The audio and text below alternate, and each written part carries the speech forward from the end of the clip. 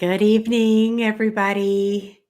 I can see already that my camera is wonky, and it took me a few minutes to get it sorted that way. And look at that's just gonna drive me batty.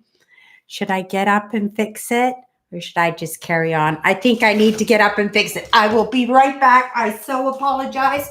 Everybody, say hello when you walk in the door and walk in the door. Say hello when you come in. I'm just behind here. Just is that a little bit better? Even a little bit better would be good. Okay, can we bring that up a little bit closer? Can we be friends? There we go. That's okay. I can live with that. That's a lot better than the way it was. Merry Christmas. It might take a few minutes tonight. I know everybody's with family, right? It's family and friend day. And I had my sisters here tonight, my sister Tracy and my sister Carolyn. Usually my niece comes with them too, but she wasn't available tonight. But I usually make a soup, and she takes soup home for her husband. And then my other sister makes egg salad sandwiches. So then she ends up taking egg salad sandwiches home to her husband. So he has soup and sandwiches on Christmas Eve, right?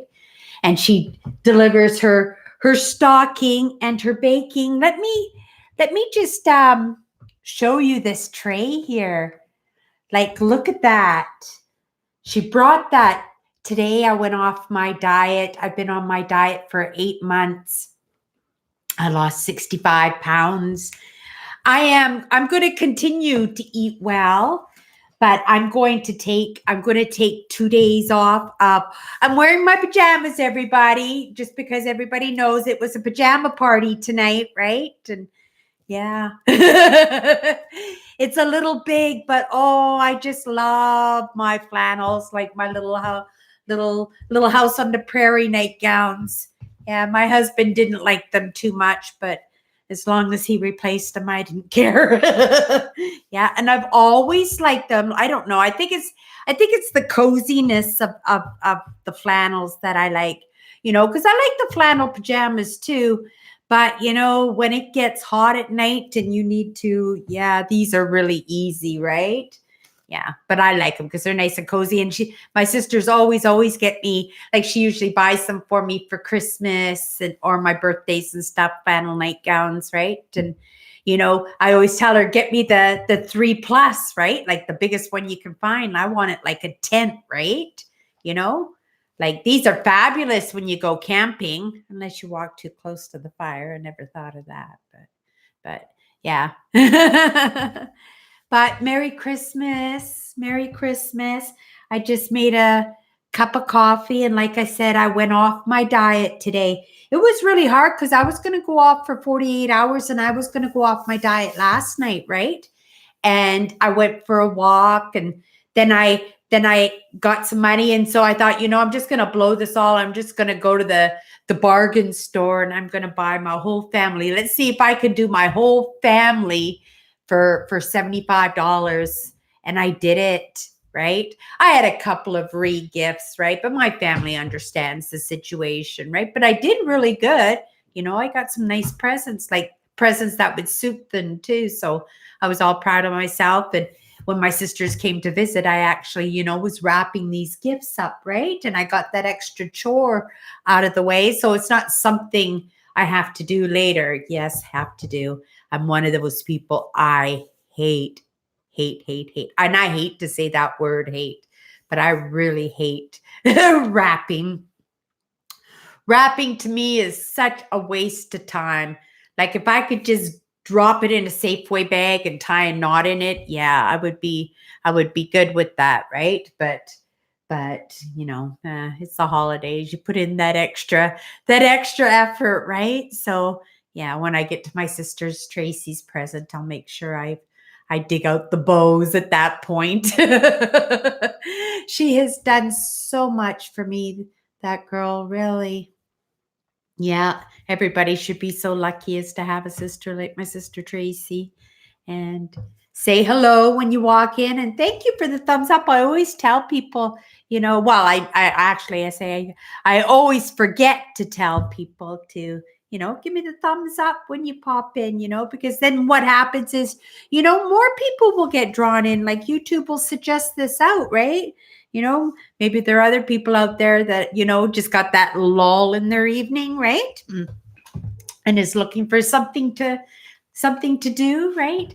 We're having a pajama party. That's why I'm wearing my flannel nightgown. And yeah, let me know what kind of pajamas you wear. Yeah, when you come in. But yeah, flannels are always my favorite. And this one really isn't a flannel. It's kind of fluffy, but yeah, I like this one. I'm looking at this dessert tray. If you haven't seen the dessert tray, my sister brought me a dessert tray. Today was the first day that I've come off my diet. 65 pounds. I can't believe that I've lost 65 pounds. That's incredible. But like I said, like I was going to start my 48 hours of snack days, right? I was doing 48 hours of I was going to be able to eat everything I want because it's mincemeat, right? I love mincemeat, and I only have it once a year, right? It's tradition that my sister makes me mincemeat. She made me. I have this too. I don't know. But maybe I can freeze this, right? And then just cut it up and just have a slice every once in a while, right? Because like I said, for the next couple of days, I'm coming off my diet and I'm just going to enjoy Christmas, right? I'm going to try hard to stay off the Quality Street chocolates. Like I don't do candy, but those Quality Street chocolates, when I see those, yeah, yum.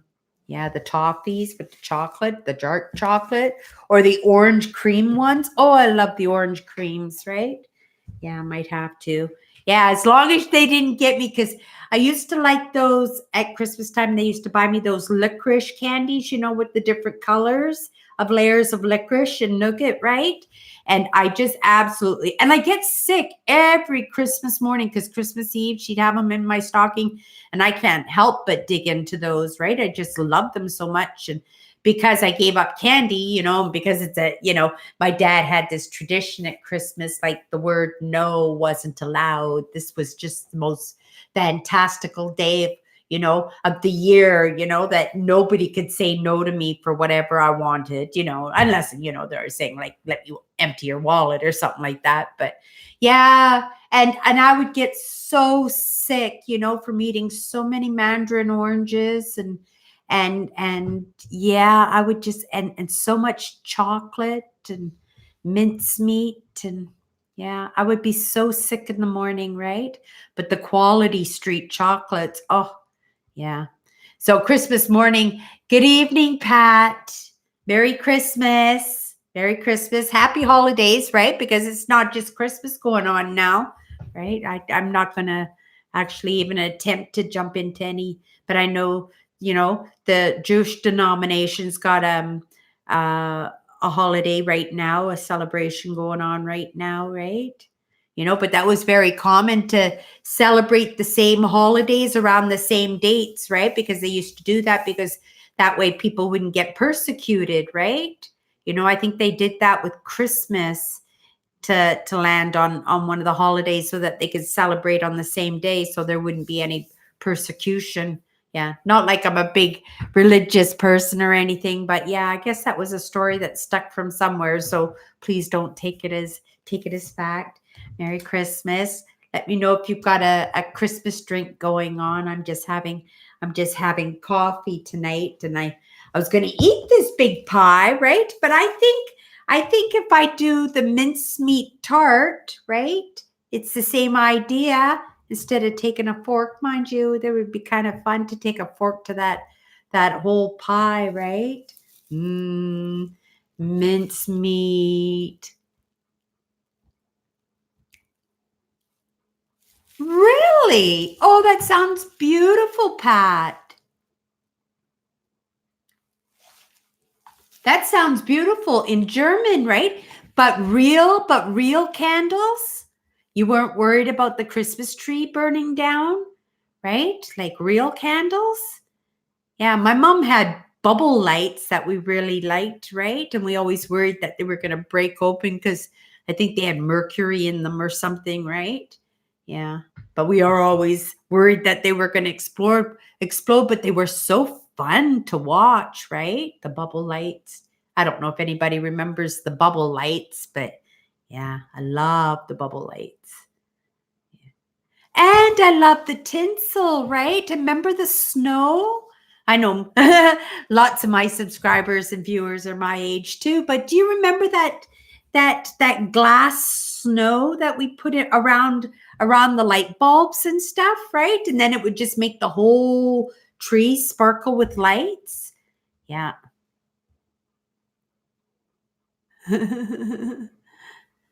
Yeah, I would be worried to have real. I did put a Christmas tree up for the first time, in 20 years, and I got a compliment on the tree, right? So yeah, I mean it was worth putting the tree up, right? I promised myself I would put the tree up, and I'm not looking forward to taking it down and putting it back in the box and stuff. I mean, I would much rather have not bothered to put the Christmas tree up.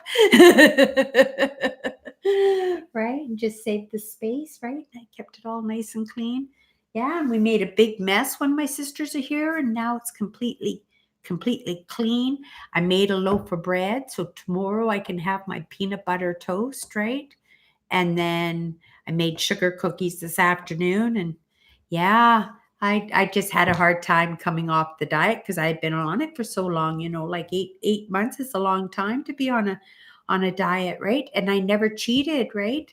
And it really wasn't so much a diet. I just basically stuck to meat and vegetables the whole time and just let myself eat the condiments and the coatings on them, right? If there was chicken fingers or like breaded veal and stuff like that, if it had the coatings, I ate them, and it kind of made it nice that way because it made it so that I knew exactly what I could eat.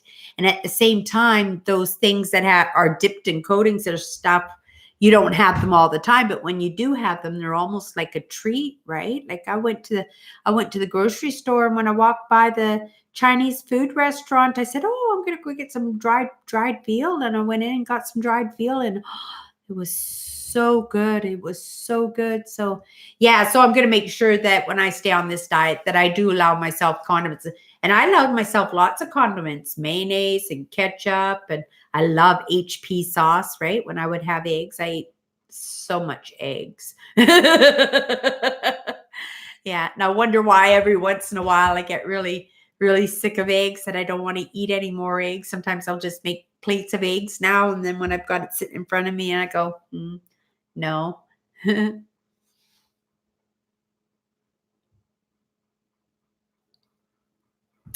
Oh, okay, okay. And you would sing around the Christmas tree? I love that. Oh, Sanka's here. Merry Christmas. Happy New Year, Sanka. Holy moly. This was a good one for you to make it in and pop in and say hi. This was a good one. Yeah. Instead of, because you can catch the other lives whenever, but it's the Christmas one, right? We're just hanging out in our pajamas tonight, Sanka. Oh, that was nice of you to pop in. Yeah. Say hi when you pop in. Yeah. It usually takes because I know Andrew will probably be at church still, right? Because of the Christmas services. And I'm not sure about Owen, if Owen goes to church, but I'm sure Owen will be here. Yeah, no matter what. Owen likes the chatters live. Yeah. He's an important part of this channel when I go live, right? Yeah. And I just saw William just messaged me. Yeah, so I guess he'll be in here shortly too. But it usually takes a few before YouTube gets their notifications out to everybody, right? And like I said, on Christmas Eve, there's a lot of people that spend time with family and with friends. I'm all happy now. I was a little stressed earlier, because I hadn't seen Tracy in a couple of months, right? Things haven't been good with us. So I was really pleased that that, she came over and she was really nice to me. And yeah, so it worked out really well. Yeah, I just got to make sure that if I want to call my own shots in my life, that I have to make sure that I'm out there and yeah, yeah, put the roof over my own head. But it's nice to have my computer back. I've been using my phone for the past few days and it's just been I don't like it. I don't like not having my computer, right? It's even a laptop, the phone to do everything that you have, like all my files, I know exactly, where to find everything. And I like sitting at my desk and doing that my work. And I don't like straining my eyes into a phone. I like to use my computer, right? See, what did I say? Owen would be here, right? Good evening, Owen. Yeah. I says, Owen wouldn't miss this. Owen will be here anytime. And sure enough, there he was. It's a pajama party. Yeah, me in my +3 flannel nightgown. Yeah. And it's actually could be nice. Like I'm all settled. I'm all settled in. I got the fireplace going. I got the Christmas tree going. Look at Owen. Look at the platter snacks that my sister made me. She's got peanut butter cookies and shortbread and mincemeat tarts and butter tarts and chocolate chip cookies and cow poops. Oh, these are good. Like these are the things I don't consider candy because they're homemade, right? If they're like baked, they're not candy, right? So I get away with eating that kind of chocolate, right? And look at this, Asanka too, right? Like she made me a mincemeat pie, my sister, right? And then on top of that, you guys can't see this. Well, maybe I could just lift up the chair, right? Rah! Look at all these presents for my stocking, right? So we're going to open up my stocking because I always open up my stocking every year on my lives when I do my lives. Yeah, I was pretty close not to getting a stocking this year, right? Yeah. Yeah. I got great sisters, Yeah. They love me lots. And I hate to disappoint them and stuff, right? But they're my family and I accept them for how they are and you know, hopefully get on my feet right away and like our relationship won't be like transactions, right? Like they'll, yeah. Yeah, me and my sisters are like best friends, right? We have been for decades now. When my dad died, Tracy was living in BC. Was she living or Saskatchewan? And she came right back. She's a year and a half younger than me, and she just took over the family, right? By that time, mom wasn't doing well, and yeah, so Tracy took over and she took care of all of us, right? So yeah, I like having her as the matriarch, right? Oh, I have my moments, Owen. Believe me, I have my moments.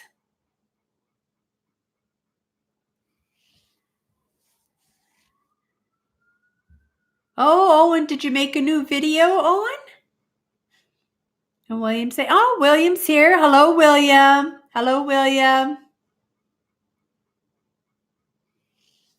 It was nice. Awesome. That was so sweet of you to pop by us on Christmas time. I know lots of people, they're busy with family and friends, but when you pop in and yeah, you know, I'm not doing anything. I haven't for years and years on Christmas Eve. This is such a wonderful tradition for me too, right? Like I love my lives, right? And I love all these treats, but you know, just because I'm off my diet doesn't mean I'm supposed to go crazy, but it is Christmas, right? And I did say I was going to eat a mincemeat pie. I'm not going to eat the pie. I'm going to freeze the pie. I'll put the pie in the freezer, but I will probably have a peanut butter. I love peanut butter cookies, right? And mincemeat tart and fresh shortbread, like with real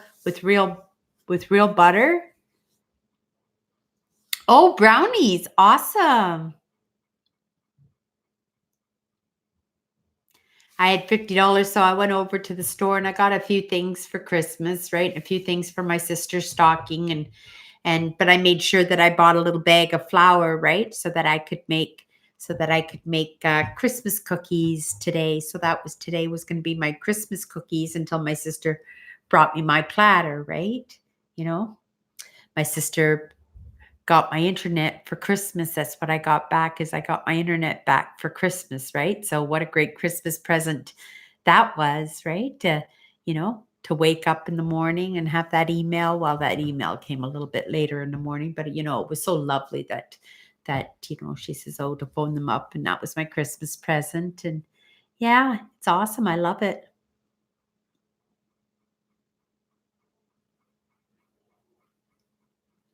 Yeah, Christmas is wonderful for the kids, right? Because my dad only had girls. He never had any boys. So I was the one who always got the race car sets. Oh, those hot rods with the little antennas out of the back of the car, and you would use the radio activated. They were fun, but they were like in a gazillion pieces, and I could never keep anything together long enough to have the cars going around having a good time, right? But I remember we had that track set up and it took up the whole basement. It was big concrete walls and concrete floors. Yeah, I remember that basement because how come I remember that basement is when it was one Halloween, right? And I think I was about 5 or 6 years old, and I got it in my head I was going to make my mother was a nurse or a housekeeping in the hospital, right? And my dad worked the night shift driving taxi at the time, and during the day we just kind of did our own thing. And we at this Halloween, we decided in the basement we were going to do it up like a haunted house, and we were going to charge like 25 cents or something to walk in the door, right, of this haunted house, right? But people would have to traipse through my house and everything. And after about half an hour of having this haunted house set up in the house, we actually ended up with lineups, not just kids, but adults and everything coming to trek through the house. My dad was upstairs sleeping, right? And we were able to keep that haunted house going for a couple hours. I remember, me and my sisters making like $30. Like we made so much money. I think everybody, it was like a whole bunch of condos in a complex, right? And I remember everybody, it was like lineups to come in, and we were just doing them in small batches, right? But then after a while, you could hear the kids screaming because we'd have the jello with you stick your hand in the dark and you have to decide what it is and stuff, like people jumping out at you. Like we were really creative. Like I'm remembering that now, like how amazing that was for somebody to do when they were like 5 or 6 years old, right? But oh my God, people were screaming and everything. And after a couple of hours, like we got to be able to do it for a couple of hours, my dad's stormed down the stairs. What's going on here? And some kid knocked over his favorite glass fish. He had a salmon. It was glass, and knocked it over and broke the tip off the tail, right? And you know, and I go, oh my God, I am in it. I am in it good time now. And you know what? He was never upset with me over that. Like, to come to think of it, he actually even seemed kind of proud. If you could think of that. If my mother was home, oh my gosh, it would have been a totally different story. But even that should have gotten my dad pretty angry because yeah, we had people in and out of the house like for a couple of hours, right? And we got ourselves in a situation where my dad had to shut it down, right? Yeah, things we do when we're kids, right? Oh, Merry Christmas, Kim. Merry Christmas. Oh, Kim's got a Christmas story. I hope everybody's reading this one.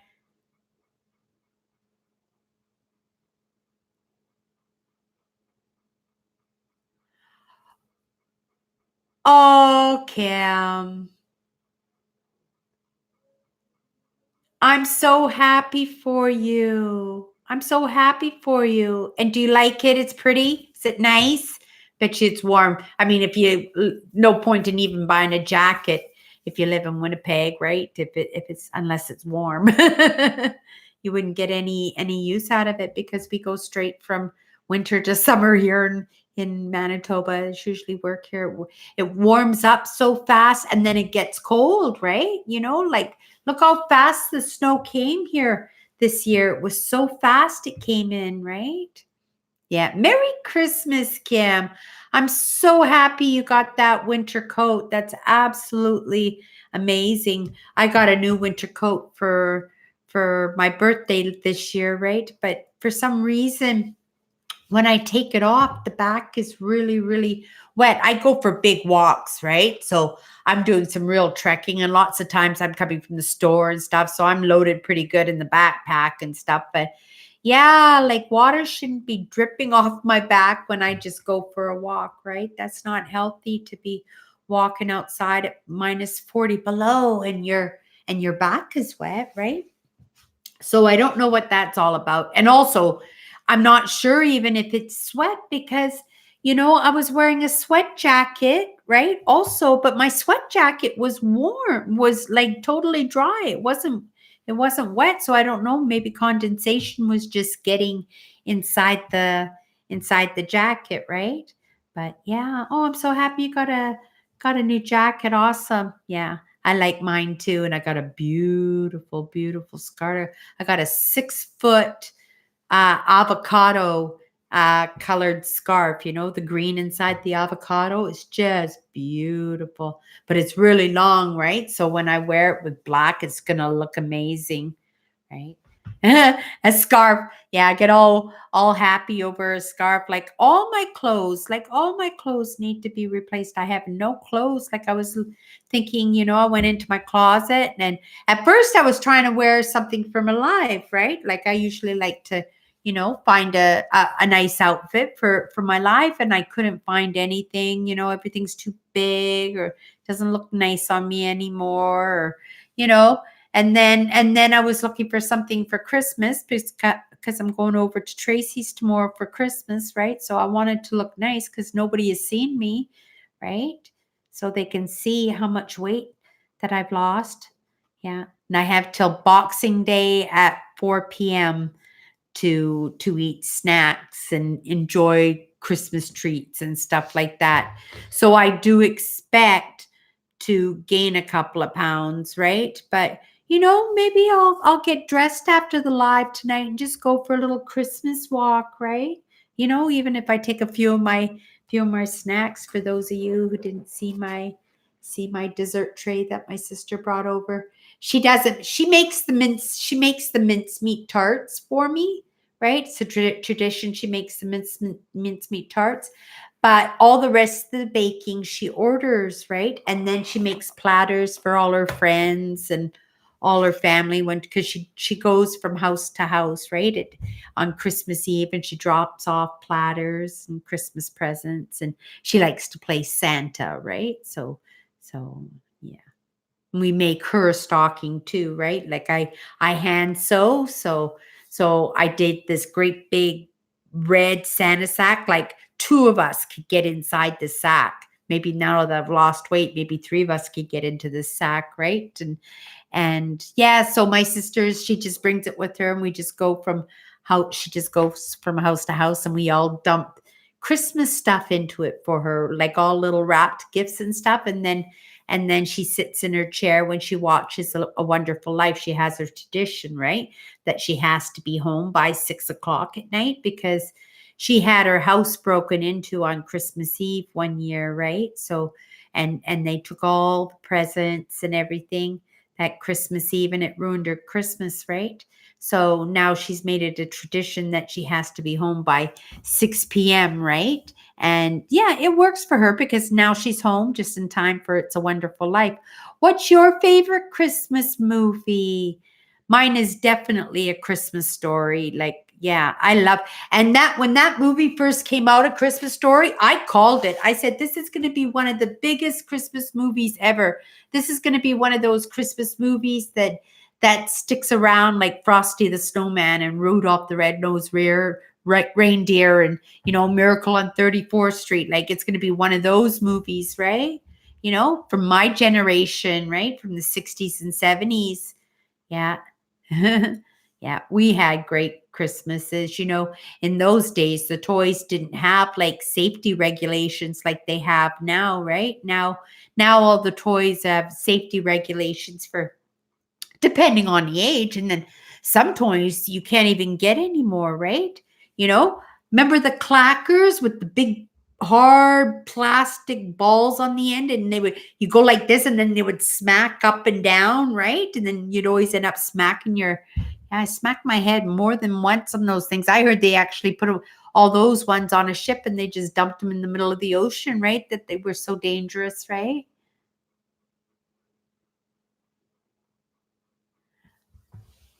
Merry Christmas to everybody. I hope everybody has a wonderful new year. Let's all have like the best year ever this year, right? Just set little goals. Make a list of a whole bunch of little goals, right? Because then you won't feel bad if some of them slip back like we always optimistic when we start these New Year's resolutions, but sometimes we fail them, right? But if you just do more of them, make them smaller. Don't make them big goals, right? Start with some small ones, right? Make your big goal and then make a few small ones, but make lots of little small ones, right? So that when you do fail those, you don't feel bad, right? That you don't feel like a failure because you didn't hold up to those resolutions, right? Because then there'll be a couple that you are being successful at, right? Last year I ironed out so many little personal things, right? Things I didn't realize that were interfering with my life, you know, stopping me from reaching goals and stuff. Not like I'm any closer right now. Well, I am closer right now. Yeah. What can I say? I'm not even going to say anything about it except, yeah, I put a serious effort into it. I'm just trying to decide whether to document that part of it, right? Because that would be the low of low, but I can do that, right? Because I was really worried that the low of low would be one of my sisters getting hurt or something. So at least this way I know that I can take a beating.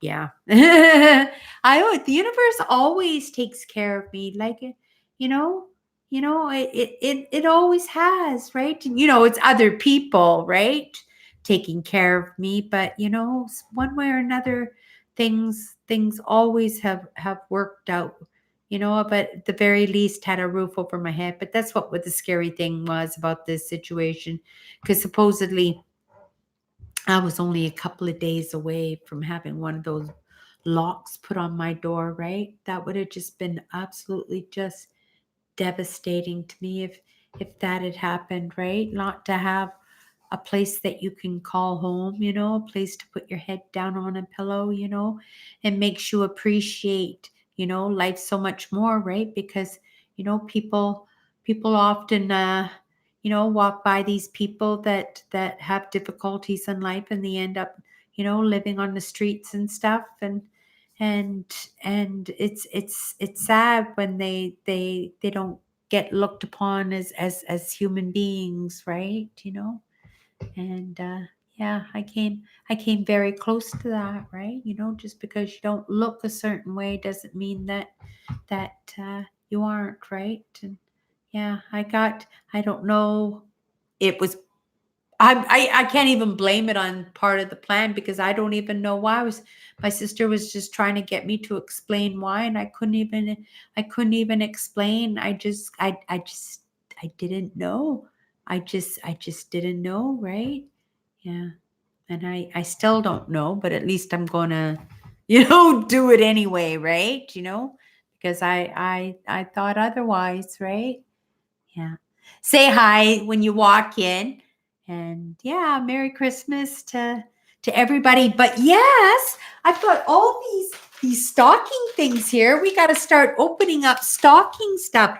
Now, this is a tradition that my sister and I have had Oh, for years and years, right? You know, she does stockings, and her stockings are just as amazing as her presents are, right? You know, last year I got my Yeti microphone. My sister bought me my Yeti microphone for Christmas, and isn't the sound just amazing with this microphone, right? It's just a really good microphone. Sound is really important, right? I wish I could do something about the camera, but it all comes in time, right? So let's start opening some of these stockings. Like I said, this is a tradition that me and my sister have all the time, and yeah, she puts a lot more love into wrapping than I do. I would be happy just to put, you know, my presents in a garbage bag, right? Oh, my calendar. She got me a calendar. Look at this is so neat because it's so perfect for my desk, right?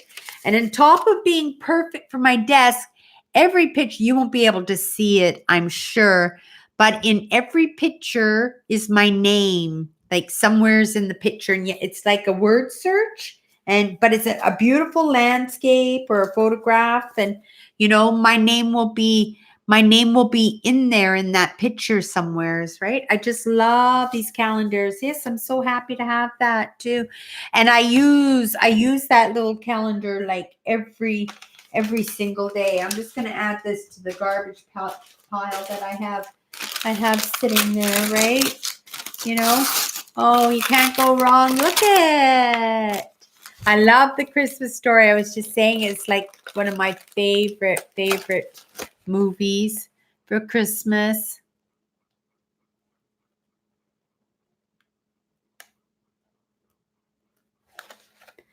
Yeah, it's cold. It's cold here in Winnipeg. Yeah, yesterday, you know, and it's funny, right? Because some days I dress up warm and I just have a sweat going on, right? And then some days I don't dress warm enough and I just freeze. I just can't win for losing, right? I don't know if I don't need that anyway, but yeah, so there I go. I got some razors. You can't go wrong with razors. Where am I going to put all these stuff so I don't throw my presents in the garbage, right?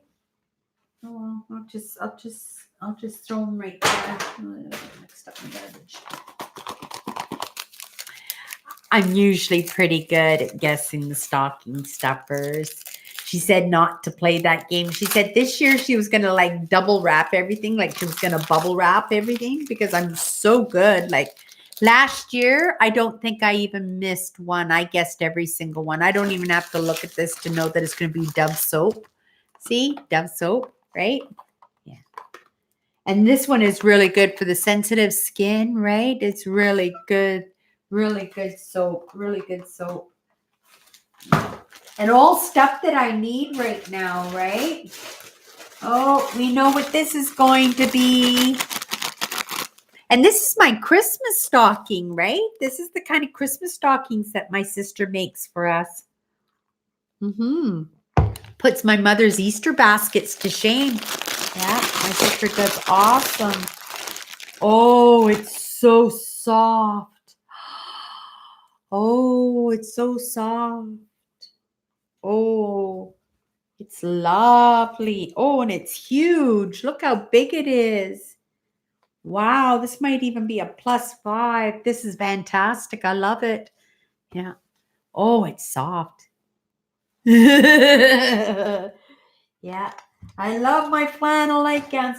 The thing is with flannel nightgowns, for me, they don't last very long, right? Because you when you wash them, I'll use bleach in my flannels, right? And the bleach breaks down the fibers in the flannels, so they end up with holes, right? You know, or they go really thin, and after a while you got to throw them away. But because I get flannels once a year or twice a year, like, you know, I don't worry about it too much, right? But, oh, I think these are the same. So I know what these ones. I don't know if other people use Freshmatics. They are, I'm just going to I'm missing these comments here. Freshmatics, but they are so awesome. I got mine set to go off like every half an hour. And oh, a new one I haven't tried. Yeah, so these are absolutely terrific, right? So it gives a little squirt, and especially if you've got cats. That's why I first got these, right? Because I had the cat litter box, and I don't like the smell of cat litter box. So this was a good way to keep everything smelling nice and clean and fresh, right? So yay. Yeah, perfect present for me. I like these. I like these lots. But you can see, like, those are $6 or $7. Those canisters, they last for like 2 months, right? But you can sometimes get them on sale for $5. But yeah. Okay, what is that here? Vitamins. I don't know what kind of vitamins. She knows what kind of vitamins I like to take. So, and because she knows I switches them up, so she switches them up too, whichever one she gets me, right? But I have a fresh bottle of D3 that I haven't even opened up yet. That's okay. You can't go wrong with D3. I don't know if anybody out there else takes D3. What D3 does is it gives you the same stuff as what the sun does, right? So here in Manitoba with the winters, even though we get, like 80% more sun than most places in Canada, even in the wintertime, it's still not enough sun, and we don't go outside at that 40 below zero when it gets really cold to get that sun. So it's important to take the D3s, right? Because it gives you that same nutrient, and that nutrient will actually keep you happy, right? It helps with people, who are sad and lonely, and if you have feeling miserable and stuff all the time, or cranky and stuff, right? So if you take, and you can't OD like on the D3, right? Like you'll just pee it out. What your body doesn't need, it'll just pee out, right? But yeah, it's a good one to take the D3. And I know these two go together, so we're going to open them up together because I know. Can anybody guess what? See who's the fastest at shooting that one? What that is, right? Yeah, because they go together. See who gets that first. And I'll open it down here so that nobody can see what it is until I lift it up, and then we'll see who got it right. Oh no, I am not showing this.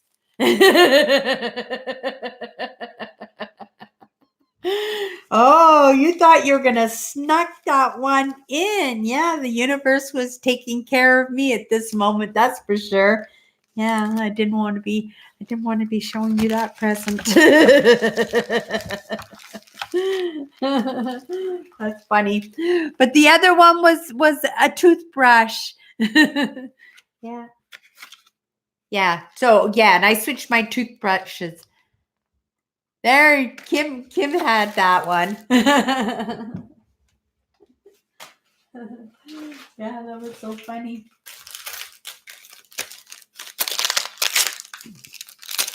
And pretty lighters. I have a whole drawer full of brand new lighters, right? I don't use up my lighters so often, but they keep buying me lighters for whatever reason. I always end up taking other people's lighters. I don't know. It's still a little bit of a klepto trait of mine or something. I don't know. So I guess they just do it as a joke, just to, say, Cindy, stop taking people's lighters. I don't even smoke anymore. Yay! I need it. Shampoo and conditioner. And that was pretty smart of her for her to put it in a freezer bag, right? So that they don't leak open, right? Yeah. Wow. Amazing. I love it. Nothing better than to have nice shampoo and nice hair conditioner, right? And then instead of having to buy it from like the bargain store and stuff, right? And then your hair gets burnt or, ends up falling out. I think my hair stopped falling out. Yes. I'm pretty certain of it, right? Because, in the when I put the conditioner, because I don't brush my hair. It's just too curly, right? So what I do is I usually will run the I have a conditioning comb, and I'll put conditioner in my hair, and I'll run the comb through my hair to keep the knots out, right? And yeah, and I noticed that there's so much less hair, right? Yeah, that black hair was just, it must have been something in the chemicals of the black dye that made my hair fall out like that. But yeah, I hope those spots grow in nice. I hope so. I think I'm not losing hair anymore at the least, right? So, that's a godsend, and I'm grateful for that, right? Mm. Anybody having Christmas cocktails tonight? Yeah. I might have had an egg. I was gonna have a root beer float tonight. I even have a can of root beer in the fridge, right? But I didn't pick up any ice cream. I had $75, right? I wanted to make sure that I used almost every penny to buy presents. And I got my whole family for $75 at the bargain store. I mean, next year I'll do much better. I'll make up for it. But it could have been nothing, right? This could have been just the worst Christmas ever. I mean, Christmas hasn't started yet, right? Like, it still can go south, right? But yeah, it's been pretty good so far, right? Yeah. Merry Christmas, everybody. Merry Christmas, William, Owen.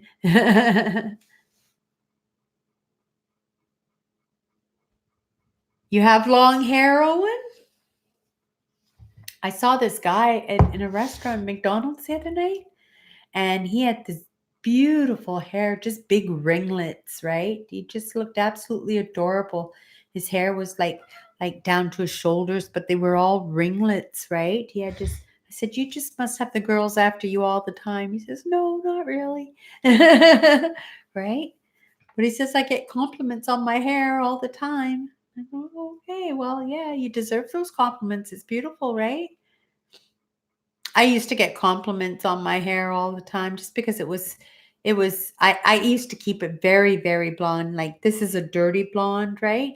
But I used to keep it like very, very blonde, almost white, right? But it had ringlets, and it was really, really nice hair when it was really, really light too, right? But you know, that bleach blonde is obviously, dyed, right, in order to get that blonde, right? So I wanted to do something just a little bit more natural, right? So the dirty blonde works for me. Okay, what do we got here? Oh, I know what we got here. Yeah. Coffee. This is amazing coffee. I love Tim Hortons, when I go out, but I like McDonald's just as much. And when I go to the grocery store, it's the McCoffee that I want much more than I want the Tim Hortons coffee, right? I like the bagged McDonald's coffee. And it was actually the head guy at McDonald's actually just revitalized McDonald's totally in Canada when he introduced the McCoffee, right? To McDonald's. Yeah, that was the Canadian that did that. Now it's popular in the States too, but it wasn't. They always serve coffee, but they didn't feature the coffee, right? Canada featured the coffee first, and it took off like crazy, right? But they started off right away by having quality coffee. They didn't serve and promote and push bad coffee. They just went out there, and they knew they were going to be competing. So yeah, good coffee. You get that cup of coffee fresh. Wow. Yum. What do we got here?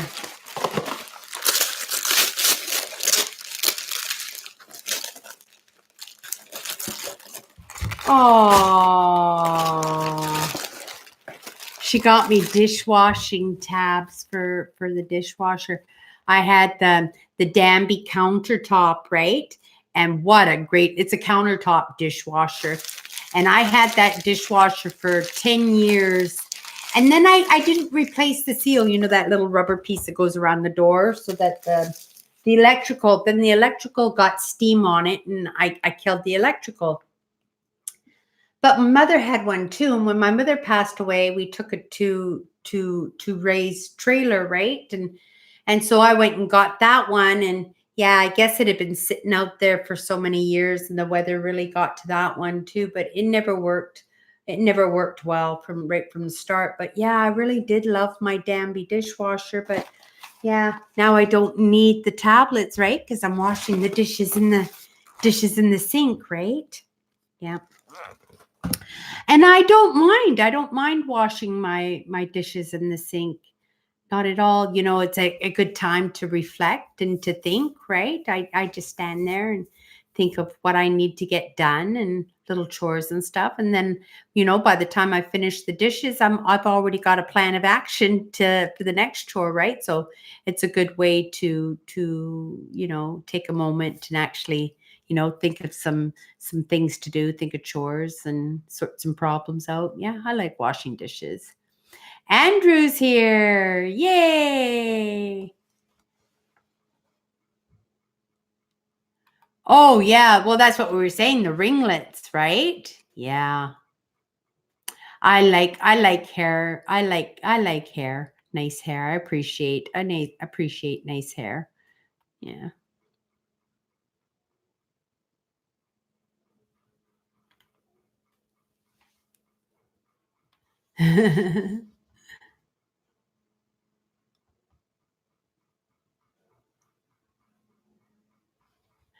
Eggnog. I love eggnog too, right? I used to like half freeze it where it would almost be like ice cream with little icicles and stuff. That's how I liked my eggnog, right? Put it in a bowl and so it's kind of like got icicles in it. It was almost like ice cream, right?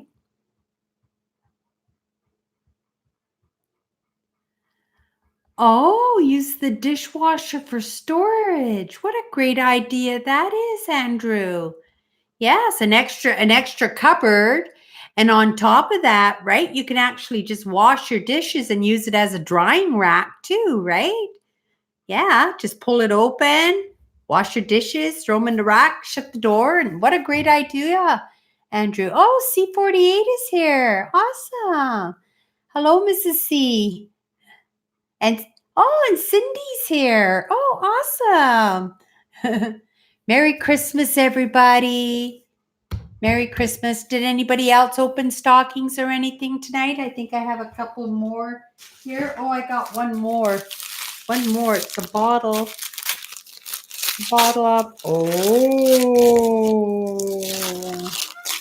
Yum. Look at these. Wow. I can never afford Kahlua, right? Who likes Kahlua out there, right?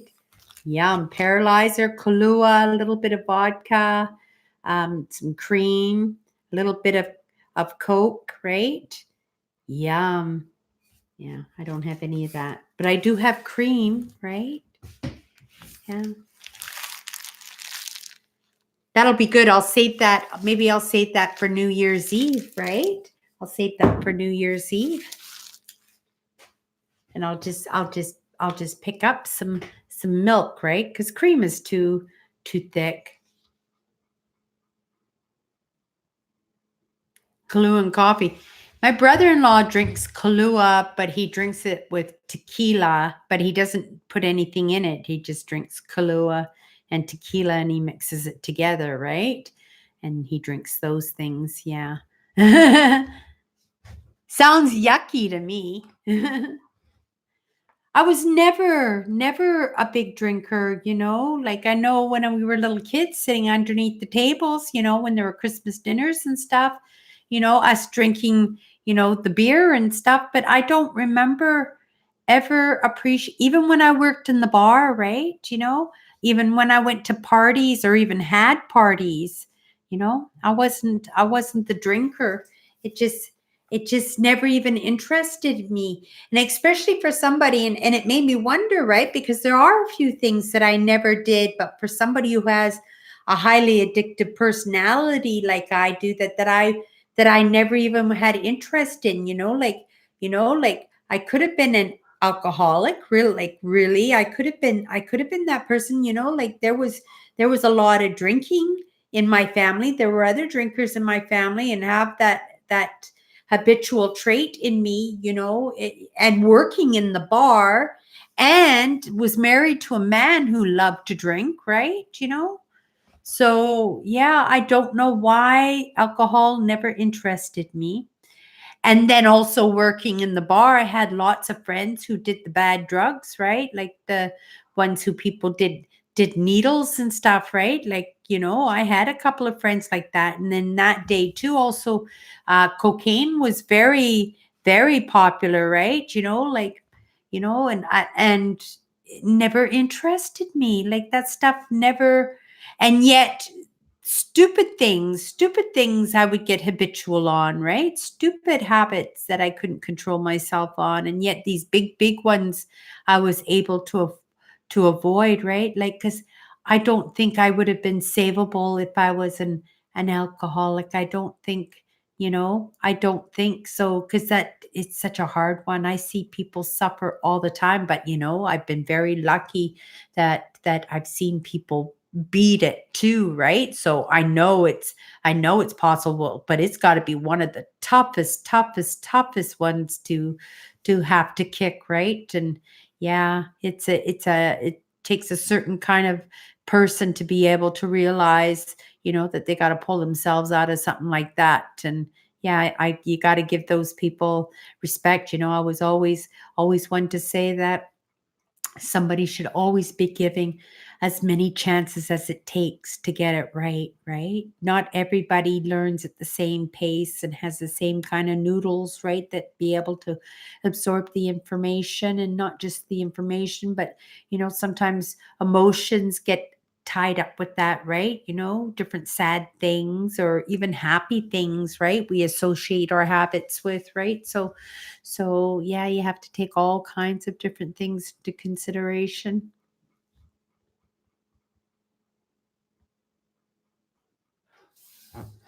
Oh, like you have a glass of wine with dinner, that kind of idea? I had red wine one time, but it made all my lips turn purple. It made my tongue swell. Yeah, I thought like somebody was going to have to take me to the hospital.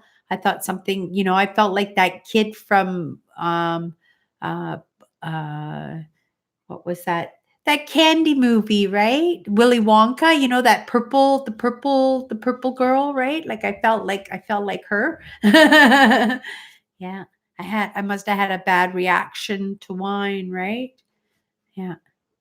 But yeah, I don't I yeah, drinking, those bad drugs, I did smoke, right?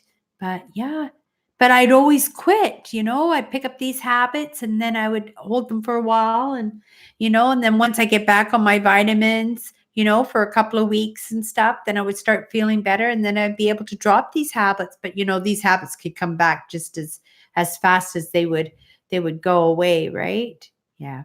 So I guess that's why I was worried today about going off my diet. For those of you who are just popping in now, look at my dessert tray that my sister brought for me: shortbread and mincemeat tarts and butter tarts, and yeah, yeah, chocolate chip cookies and peanut butter cookies, and yum, so many wonderful things. And she made me the pie too, right? And she brought me a loaf of banana bread, but I threw that into the freezer, right? Because there's no way I'm even going to do much of this at all, right? Like it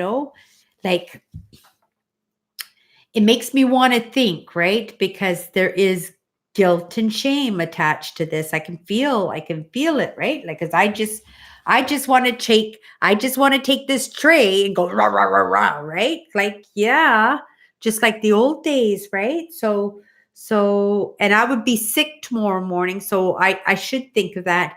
But at the same time, these lessons, these mindset lessons that I've been taking, right? Like they should be, but it did make me aware, right, that I'm actually thinking about it right now. Whereas before, I wouldn't even be thinking about consequences or anything. I would just be thinking about, oh, let's dig in, right? let's dig in. But I said we were going to dig in. I was going off my diet, so I am going to try a treat here. I don't know what I should try, though. I do like peanut butter cookies. I think I'm going to try a butter tart. Yeah, going to try a butter tart. I'm not really a big butter tart fan. They're good, right? They're very, very sweet, right? But they have to be really well done for me. Like, I like them to be soft in the inside, but I don't like them to be runny, right? And I know that a good mincemeat tart, when you bite into it, should ooze, right? And yeah, I don't like the ooze and the I know butter tarts aren't popular in the States, right? Because it, when Evan was doing his tour, he said he couldn't find them anywheres, and I actually took down some butter tarts for him, right? But yeah, if you ever get the opportunity to make butter tarts, they're really easy. It's just like 6 eggs, a tablespoon of tablespoon of vanilla, and it would be a tablespoon of melted butter, right? And then you take your whisk and you just frothy it, like super frothy, right? And then you add your sugars, and you just keep whipping it, and you just try and get all those crystals out of the sugar, right? And then yeah, just pour them into the tart shells, right? And they are so delicious. Like, it's a Canadian thing, I guess, right? Because Canadians are all about butter tarts, right? But yeah, in the States, they're not as popular. Mm. This is how I like a butter tart. When you can bite into it and it still keeps its shape, right? Instead of everything just kind of oozing out of it. And it's got raisins. Mm. I like that. Mm. Sweet. Yeah. I got to figure out how I'm going to live as like my food, what kind of food I'm going to be eating on a regular basis, right? Because I'm not big on fresh vegetables, right? I don't eat a lot of fresh vegetables unless they're in like roasted it with a roast, or if they're in a stew, or if they're in a soup, right? But to give me some meat and then give me some vegetables on the side, like, I probably wouldn't enjoy it, right? So I'm going to have to start making a list and kind of give it some thought, so that when I go to the grocery stores and stuff, that I can have a better idea of the kind of things that I might like, right? Because, I'm sure my taste buds have changed now, just like with that butter tart, like, super sweet, right? So I put it down, but, I'll probably pick it up again. But, last year I would be just like on to my third or fourth one by now, right? But even now I'm thinking, that's really sweet, right? So I like the way I'm thinking about my food. I like the way that I'm thinking about the healthiness of the food I'm eating. So that's a good sign, right? All I know is at 4 o'clock, I'm probably gonna stop eating for the whole day at 4 o'clock on Boxing Day, and I'm gonna fast for 24 hours, right? Just 24 hours, right? I don't think anybody should fast for much longer than that. But yeah, give myself a little fast, right? For 24 hours, and take care of that all that Christmas stuff that I'm going to be eating, right? You know, some salami and crackers. I'm sure I'm going to be eating tomorrow. Um, mm, I might just have the turkey tomorrow. I might get away with not having turkey and stuffing and potatoes. I could probably get away with that.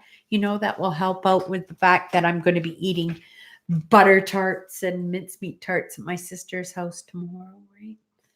And it's my job to get the sun. We have our Christmas dinner in the sunroom. We lay out the couple of 6-foot tables, and we make one big long table in the sunroom, the length of the sunroom, and it's really nice, right? Because it's all windows and skylights, right? So we have an early dinner, and the sun comes in, and they have the fireplace. If it's really cold, they'll have the fireplace going with a nice fire in the fireplace. It's a really nice place to have a Christmas dinner, especially for family like ours. And we actually have a baby coming into the family this year too, right? So my niece is pregnant, so that's pretty exciting too, right? So there's gonna be a new baby into the family. So it's always nice that the family expands like that, right?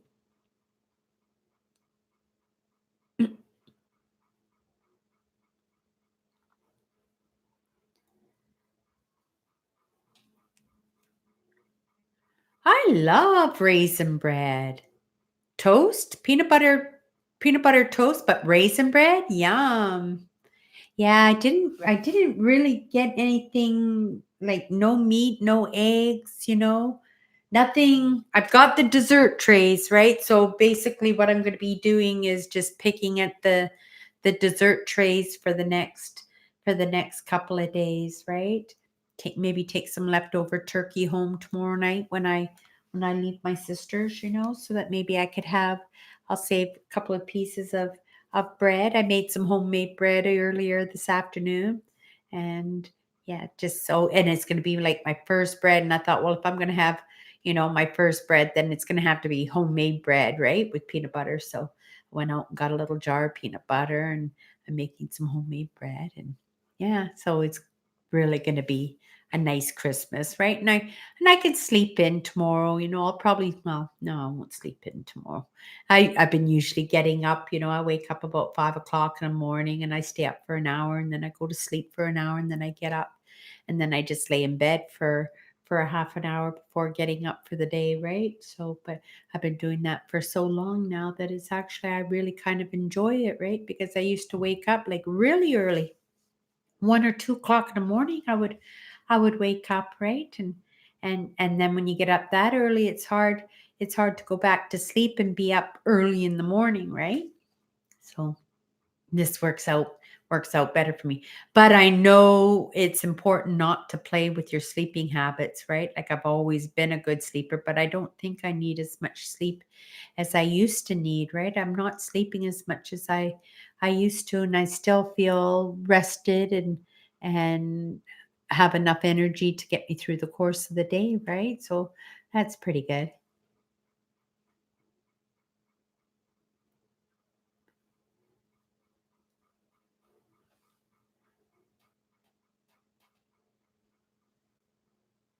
Oh, that's nice. You're gonna have Christmas dinner, and you're just gonna have it with your brother then. That sounds nice, Pat. Everybody should spend time with somebody at Christmas, right? You know, it's sad that when people have to spend time, like some of us, like I enjoy quiet time, right? If I didn't have any family or anything, maybe I would miss Christmas because everybody would expect that I would be lonely and sad because, I was alone at Christmas. But if I didn't have that judgment from other people, that I think I might be okay, doing Christmas by myself, right? You know, I don't need to have people around me all the time, you know. And as much as I love my sisters, right? Like, I would be okay. And the thing is, too, I do it, for the family, right? You have responsibility to the family. I mean, if you're part of the family, somebody took care of you, right? So yeah, sometimes we don't have a choice, right? Blood is blood, right? I think I was just in my post yesterday.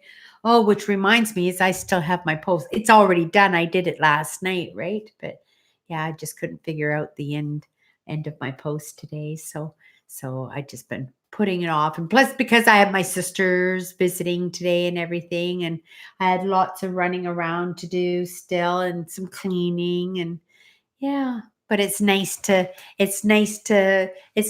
relax now in my +3 flannel nightgown that is absolutely just super super comfortable. I love it. Yeah, it's comfy.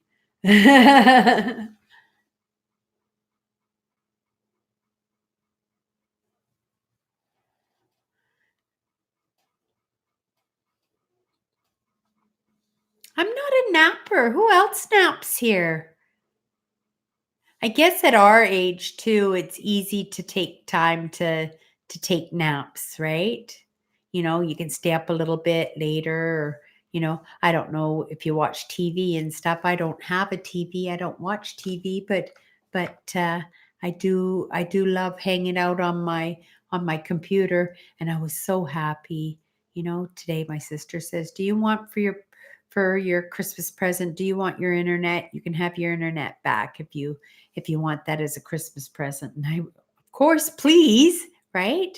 Like, please. Yeah, I can't get anything done. The phone is okay, right? But when I spend so much time on the monitor, right? Like I just know where all my files are and everything real quick. And yeah, that little phone with all the little print and everything. And yeah, try and find everything. And plus all my videos, right? That Wi-Fi was just killing me in data, right? I couldn't even go live on Sunday night because I wanted to save all my data for tonight. And yeah, I didn't even have to use any data. I was charging everything up here because I thought maybe I'd go live a little bit for my Instagram tonight too. But yeah, no.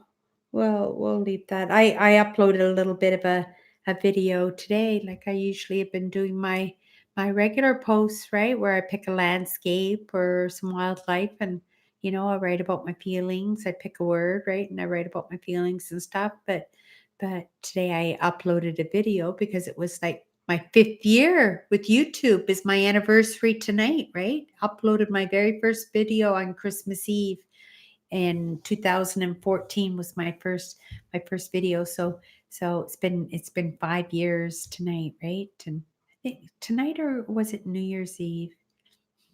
No, I think it was tonight. And yeah, 5 years. 5 years with my YouTube. It's been a long time. Hi, Nancy. Happy holidays. How are your holidays? Are you enjoying yourself? Are you enjoying yourself on your holidays? Yeah, a little bit of warmth for Nancy for the winter, right? Get away from that wet cold, right? Oh, everybody's so excited to see Nancy. Yeah, Nancy's from Seattle. Yeah, she's gone to further south, right? For some sun. We didn't think we were going to see you tonight, Nancy. That was pretty awesome that you were able to show up tonight. And you just got there too, and you're taking the time to pop in.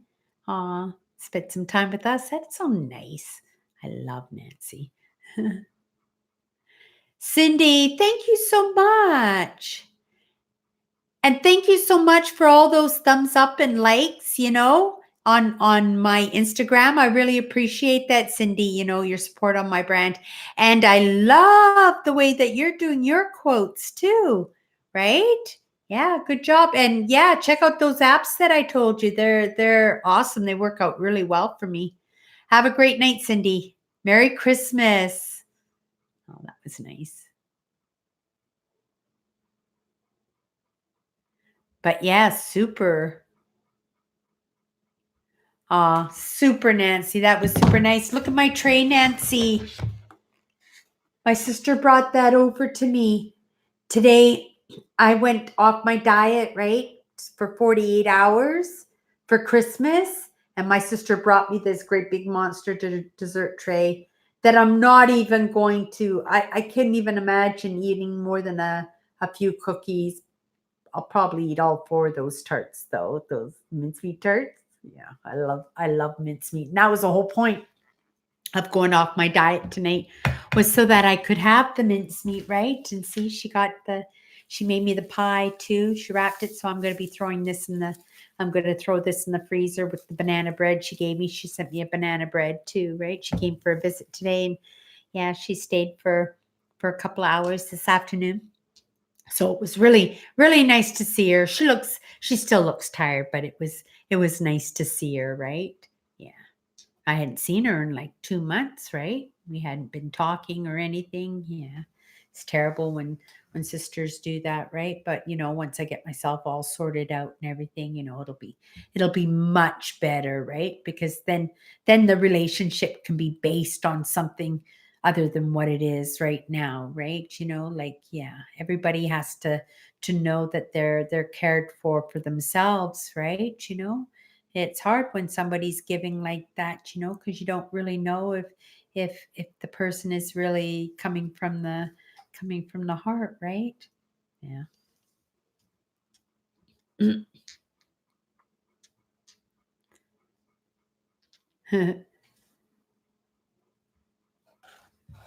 Well, I hope it's nice and warm there, Nancy. I hope you're getting lots. And you said you just got there, like you just got there today, or you just got there in the past few days. Yeah, so I hope you've been able to get some relaxation in and unwind, get into a chair and just enjoy the warm sun, right? Yeah, that would be nice. Some nice sunny weather. 3 months.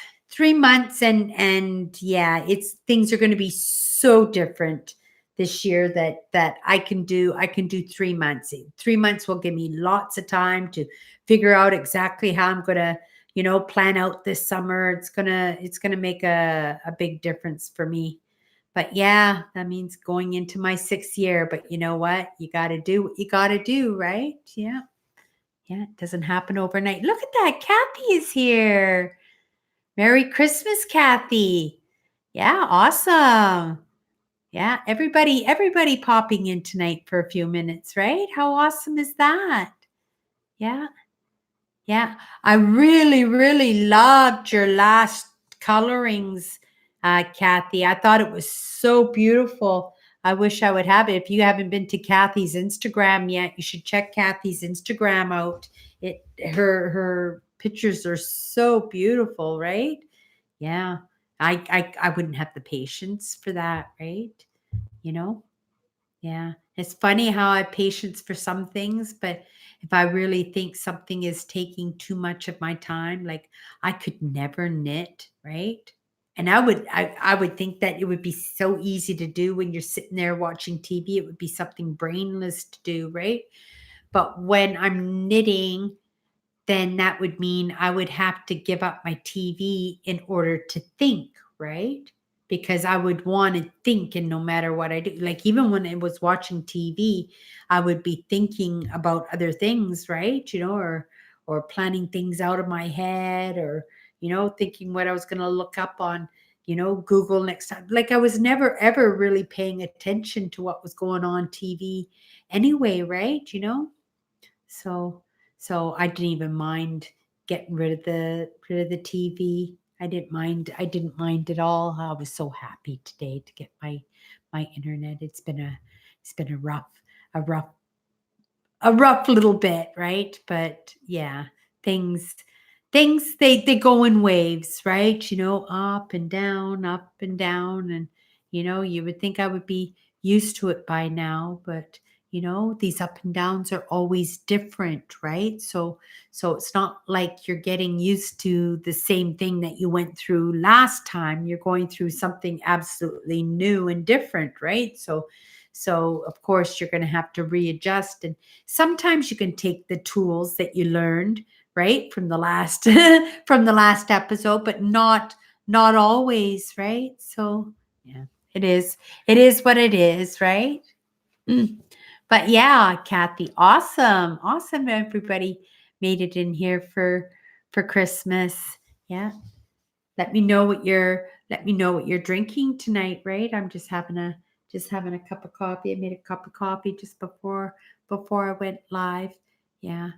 It still drives me a little bit bonkers the way this is like this, but eventually I would get a figure out. Every time, and I thought I had it perfect tonight, right? I just wanted more of a wide angle kind of feel to it, right? And yeah, this was about yeah. I could have probably done better, but it is what it is. Just enough to drive me crazy.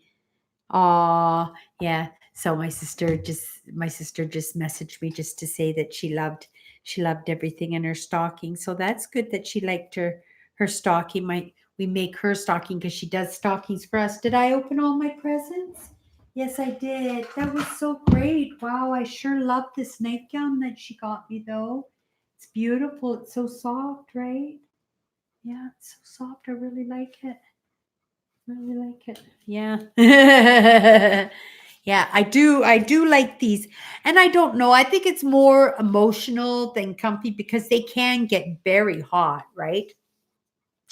But they make great house clothes. But then again, I don't do that anymore. At the very least now, every morning when I wake up, I shower, I get ready for the day, and I'm ready for the day, right? So that's made a big huge difference in my life because, the person that I was just a lazy soul, right? Like I could no problem spend the whole day in my pajamas if you would let me, right? If you would let me, I would spend the whole day, right? And I just started, just making sure that every morning when I got up that I just got ready for the day as if I'm going to go out. Maybe not in the same clothes, like you can quickly change a set of clothes, right? But to shower and do your hair, and if you have to throw on makeup, whatever, right? Like I was done by 8 o'clock in the morning every day. I'm ready to go by 8 o'clock, and if I'm not,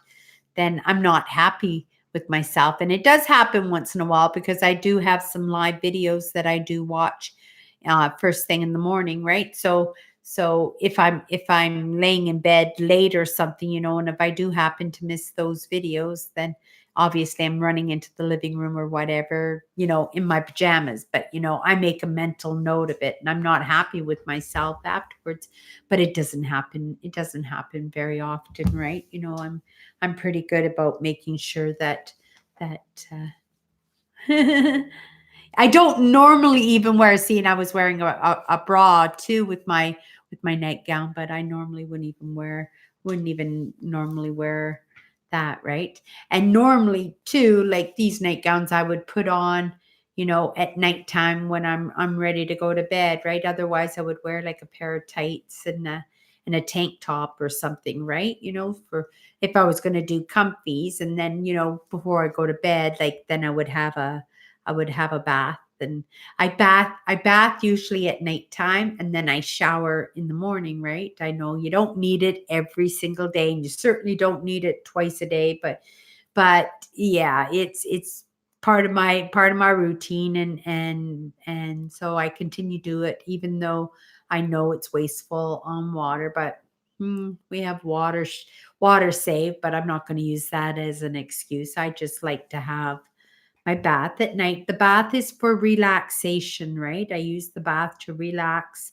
And then sometimes what I'll be doing my posts and everything, and I get stuck at the closing line of my post, right? Like I just want to make a little point, and it doesn't come to me. But sometimes all I have to do is go run the bath, and then by the time I get into the bath, I'm sitting in the tub, I just pick up my phone, bang, bang, bang. There's my last sentence. And I can just sit and I can just reward myself for with a relaxing bath, right? The baths also inspire me to creativity wise, right? When I get stuck and stuff. So sometimes the answers will come when I'm soaking in a bathtub, right? Relaxing. So, anybody doing anything special for tomorrow? Is everybody just staying home tomorrow, or is anybody gonna go out? I'm going to my sister's, Tracy. She puts Christmas dinner on every year. She has for a couple of decades anyway. Every year but she has a big house. She lives in one of those fancy neighborhoods, right? So she has a big sunroom on the back. She has lots of room to put a couple of tables together to fit the whole family in, right? So she has the perfect house, right? To put on family gatherings, right? And she really takes pride in her Christmases and her holiday dinners, right? So it's important that the family too does their share, and at the very least shows up for Christmas dinner, right? You don't show up for Christmas dinner, then you're in big trouble. So even though I wasn't me and my sister weren't talking that great, right? We knew, like, come Christmas, it's got to be sorted by Christmas, because no matter what, Christmas is family, right? And who's to say, maybe things will fall apart right after Christmas? But I'm really hopeful, right? Like, yeah, we're really put in, both of us, we're putting in a lot of effort into this, like more effort than what most people would, right? In the relationship. So, I just think if I can get off of her, financially, that maybe she can concentrate a little bit on what she needs to do, that, we can build on that relationship, and we can have some good times. Maybe I can even get her to go exploring with me. Yeah. And I don't think that will happen, but it would be nice to think that, that she would like to come out exploring. She had a car accident, right? So yeah, she's not good on in cars anymore. And I think there should be some kind of, what do you call that? Like, when she should get paid out, or should at least get the help, because that's now caused her some anxiety, right? To be in cars, that she might get into another accident. Like, somebody's got to be responsible for that, right? That's why you pay into auto pack and stuff, right? So you would think that would be part of their responsibility too, because if it traumatically changed her personality, I mean, that's got to be sorted out too, right? And especially in a province as Manitoba, where your mental well-being is just as important as your physical well-being, right? It's something that Manitoba prides itself on. So it doesn't seem right that the government would promote one way, and then private corporation can change those laws to suit their fancy. But then again, I'm not judging, right? I'm not a judge. I'm just saying, how I see it, right? Like, if you get in a car accident, that's why people pay insurance, right? So that they can try and get back as close to normal as where they were at before the accident, right? So yeah. Yeah, she grips onto those handlebars, right? When you take corners or you drive too fast, she gets a little anxious, right? So I purposely drive with caution. I drive extra slow, and I don't take chances going around corners or speed through yellow lights and stuff, just so I don't agitate her, right? Because yeah, there's no need for that, right? Like, I could wait if it means it's going to make her feel a little bit more comfortable, right? So Nancy's going to take a little bit of a rest now. Merry Christmas, Nancy. Wasn't that nice of Nancy to take that time on Christmas Eve to pop in, right? Like, she just got in, and she made that point to pop by and say hello. How nice that was of her. Good night, Nancy. Enjoy your holidays. Enjoy your holidays. Merry Christmas. Have a wonderful couple of days, and get lots of rest and lots of sun. Take care. Hugs, and lots of blessings, right? Lots of blessings for you, Nancy. Yeah. Yeah. Take care. Okay. Do I continue on with this butter tart, or do I give up on it already? I already took a bite out of it, right?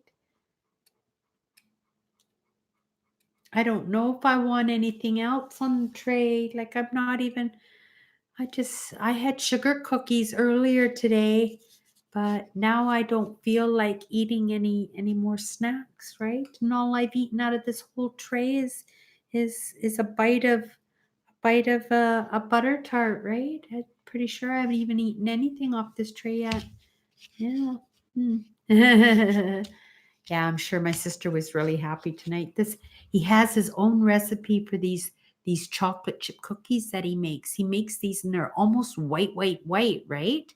And then, but the chocolate, he uses like the most beautiful chocolate in him, and the dough is kind of like a soft chocolate chip cookie almost, right? So yeah, these chocolate chip cookies. So my niece just was yapping about them all year, because the couple got a divorce. They weren't going to be doing the baking. That's how they were doing their own little business, right? They were doing Christmas baking and catering and stuff. And my sister orders the Christmas baking, right? So when they got a divorce, then they weren't doing the Christmas baking anymore. But I guess everybody was so hooked on their Christmas baking all the time that they decided that they were gonna work as a team anyway, right? And they were gonna get the job done, which is absolutely amazing. It must be hard. Like when you're divorced, I'm just gonna turn my candle.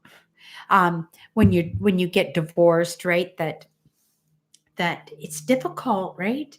In a way, I think I was very lucky. When my marriage fell apart, I came right back to Winnipeg. I left my husband in Edmonton, right? Mind you, it didn't stop. Like both of us went poor because we were buying plane tickets back and forth to see each other. And we did that for 10 years. It was hard for me, that separation, right? For some reason we just had a hard time letting go of that. So, but at the same time, like I know how hard that is. And yeah. Oh well, what can you do on that too, right? Mm. Am I missing comments? I'm not. I hope I'm not there. You're just yapping away. I just saw that Nancy had just left for the night. But yeah, how nice of her that she was able to pop in and have a little chit chat with us. And she just got in. She just got in. Yeah, nice of that. I know how nice that was of her. Yeah, I was a little bit nervous today, for my sister Tracy to pop by for Christmas, right? For because we hadn't seen each other for 2 months. But yeah, it just worked out. It worked out really good. She started cranking a little bit, but my other sister just not tonight, Tracy, not tonight, right? No, I was grateful. I was grateful for that, right? Because that's all I need, right? Like, just like if you don't make me feel like, that I'm such a yeah. Yeah, I just couldn't feel good about myself no matter what I did. I just couldn't feel good about myself being around that, right? So that's the only way I see on my part, right? But I see her part most definitely. And yeah, and I'm more than willing to jump in and do what I said I was going to do. At the very least, I keep my promises to myself now, right? So if I say it, then I've got to do absolutely in my everything in my power to make that happen. So I give my word on that. So yeah, let's just enjoy the next couple of days for Christmas and try not to think about all about that. And I just blew that candle out and that smell just yeah. I like the candles. As of recently, sometimes I like to sit at my kitchen window in the evening, right? And I'll open up the window wide and I'll light a candle and I'll sit I have this great big um, kitchen stool, right? But it's really high, like a bar stool.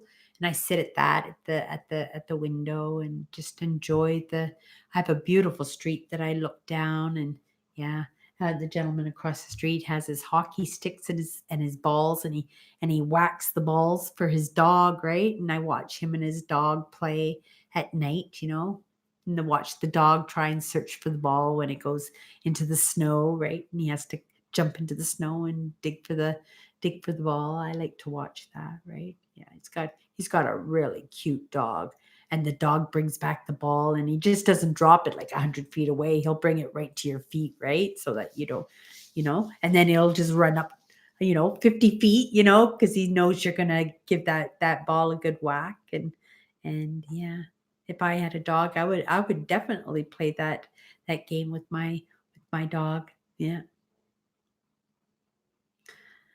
So you said you're going to spend the day tomorrow with your mother, and then you said that you were going to have dinner. Owen, is that what you said you were going to do? We usually do Christmas fairly early, but this year I think we're all meeting at my sister's at say 1 o'clock. Then we do the big present opening, which doesn't take long at all. They just start, yeah, everybody just tears into presents, right? And then then everybody just goes off and does their own thing for a couple hours, right? Because usually Tracy's in the kitchen, and if Tracy's in the kitchen, you don't want to be in the kitchen, right? She's like that Italian grandmother. She'll just slap your hand every 2 seconds, right? And huff and puff about how tired she is, right? But she's having fun, right? But that's how she vents. And then usually the guys, they have a games room downstairs, and they'll usually go into the games room and play pinball. And I love pinball too, right? It's Circus, and I love Circus for a pinball game. I used to like the Batman too, because the Batman used to be two balls, right? Do you remember the Batman game? Batman and Robin, and it would have two balls going at the same time. I love that one. But yeah, Circus, and I'm pretty good at it. But the guys get in there. Once the guys get in there, yeah, you don't even wanna. It's competition time, right? They'll just tear you to shreds, right? Yeah. And they don't even play fair, because then when it's your ball, they'll just be at you trying to get your nerves all riled and everything, just so that you lose your ball. But I'm pretty good. I'm pretty good at the pinball. Usually what I'll do is I like to spend my time out in the backyard. I spend a lot of time. I'll put the cat inside. She's got lots of cats. But there's one cat in particular. I'll put him inside my coat, right? And I'll walk around the backyard, because he's an old cat, right? And it is winter, and they're not getting out there the way they are, but it's all nice and cozy inside my jacket, right? So I like to walk around with the cat in the backyard and stuff, and just spend a little bit of time out in the backyard. And then it's my job to do up the tables and everything for dinner, right? So I set up the sunroom for Christmas dinner, and we usually have that fairly early, and everybody is usually gone by 5:30, 6 o'clock. We leave pretty early. I mean, Christmas is a big deal. There's a lot of strong personalities in my family, right? So everybody gets pooped out pretty good when the holidays show up, and we have to get together, right? So yeah, but it's fun, and I'm glad in the end that it all worked out well, right? Like, yeah, in the end, like, I knew it would be fine, right?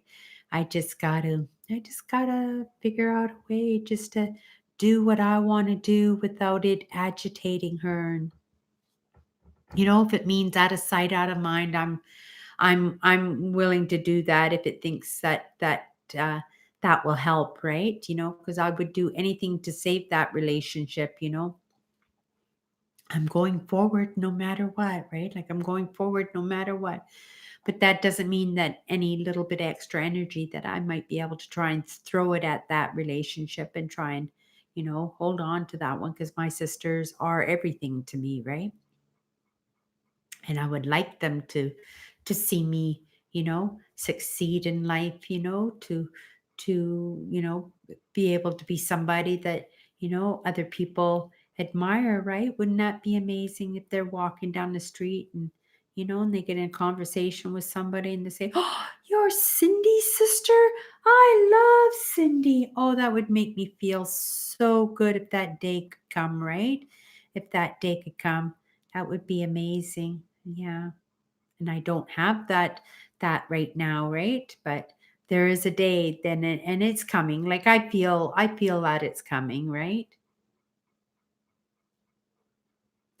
Yeah, it worked out really, really well, Kathy. It took some text, and on top of that, Tracy got my internet back on for me today. So we are good. I've got all the Wi-Fi that I could possibly want, right? So I'm pretty excited about my Wi-Fi being back. And yeah, I really like this company, and if they offered cell phones, I would give them everything. Like, they could have all my household utilities, right? They're such a good company. There are some companies out there, that they just got customer service and customer satisfaction just down to a T, right? You know? And it's amazing when you see that, because also, if they got something like that going on, that they probably got control over their overhead. And they've got control over their overhead. They got control over the wages and the amount of staff. And yeah, their companies have got to be doing so well, right? Yeah. Mhm. I don't know if I could work for one of those big companies. I mean, I'm sure I could, but it's a matter of whether or not I would enjoy it, right? My last jobs, I didn't I enjoyed the jobs themselves, but I wasn't being able to work with the right people. That was just, and it's sad to say, right, that you can't get along with absolutely everybody. And I could get along with them, and I did get along with them, right? But isn't it much nicer when you're able to, work with somebody that you like, and somebody that appreciates you and understands you and supports you, right? And yeah, I just was not finding those people in the past few jobs that I have. I just haven't been able to find those people. I've found nice people, right? But they're just kind of dotted within the system, right? Not enough to make the job so good, right? And I had a couple of even stinker jobs too, where I was actually, yeah, yeah, there was a couple of them that I actually had to be pulled from, right? Because I needed the job. I was staying there. I was staying in the job because I needed the job so bad, right? But I was just getting emotionally and physically, like literally physically and emotionally beaten up every single day. Like I would cry going home. It was such a terrible, terrible job, but I needed the job that I just stayed there and I took it, right? I don't know if anybody else there out there had jobs like that, right? But there were a couple of jobs, these past few jobs that I had those jobs, right? And wow, really, really hard. And then not to be able to get out and not be able to get the owners to take action, right? Yeah, not to be heard, not to be believed. And then at another point have somebody say, "Hey, you can't do this anymore, Cindy. This is hurting you too much. Like, yeah, get out of there right now. I'll take care of you for a little bit if you leave there right now because it was too bad, right? Yeah. And it wasn't me. I came later to understand that it wasn't me. It didn't have anything to do with me. I was just part of that scapegoat system that I was finding myself in my whole life, right? Yeah.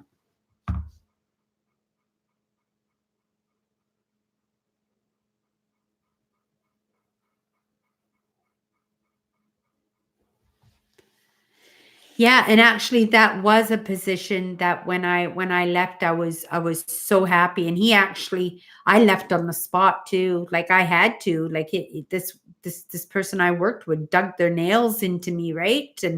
And yeah, and the owner wasn't willing to do anything about it, and I just said I'm just not coming back into that situation. And yeah, they called me and begged me, and then I would say yes. And then as soon as I would say that, they would say, "Oh, but why did I even ask you to come back?" Right? Wait, I'm doing you a favor. Like I'm not coming back. I'm just helping you until you get unstuck. Yeah, forget this. And yeah, I would just have to leave. Right? Again, I get me in those situations where I'm not able to say no, right? I wasn't able to stick up for myself, right? Some things I'm really easy, but because I want to please people all the time, and because I always think of the other person's side, right? And when I think of the other person's side, then it makes me want to try a little bit harder, right? And that's why I try so hard with my sister and stuff because I can see that she's trying just as hard, right? Yeah. Mm. Oh, well. It's all part of living and all part of figuring this all out, right? Yeah. But you're right, Andrew. It's a relief when you get away from those situations. And I'm sure that it's been a big contribution as to why I haven't gone out there and sought those kind of positions out anymore, is because I'm so hoping to get in the industry that I love, right? that I'm hoping so much that I don't have to do that again. And because you don't know until you get on board, right? You don't know the people truly until you get on board, because these people that didn't treat me well, I mean, they were so happy to have me and hugged me and everything, and were so pleasant for like the first 24 hours. And then, yeah, like you don't know, right? Until you're right in it. You have to actually work it and experience, and in order to know if it's going to be okay for you. Like, you can always represent yourself a certain way, right? But until you're right in it, you don't know, right?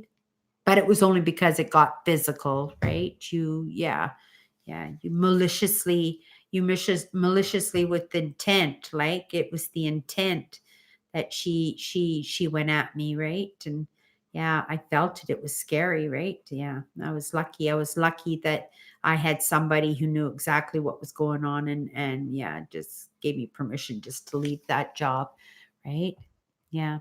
But those jobs are still out there, right? Like those, people get away with so much, right? And that's when you start looking at employment standards and business standards, and you make sure that you check out, and you make sure that you're sticking up for your rights if things happen for you, right? Because if you don't stick up for yourself, nobody's going to do it for you, right?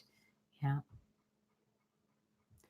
Sharon, Sharon's here. I've been thinking, excuse me. I've been thinking about you all week, Sharon. Thinking about you all week. I saw the hangouts. I saw your address there. Are you getting any notifications from that, me having your address in the hangouts there? Let me know that one too, because I can remove that again, right? But I saw that, and I was thinking, I'm wonder if Sharon's still getting those notifications, right? So let me know in the comments here if I need to fix that, and I'll do it right away.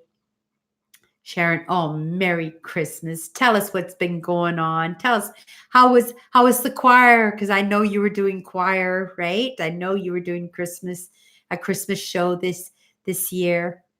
Yeah, let me know how you and your son are doing, right? Did he get his transfer? Is he settled into his new position? Is he closer to home? Yeah, I'm so excited. I haven't heard from you for so long, Sharon. I'm just so excited to hear what's been going on with you and your son.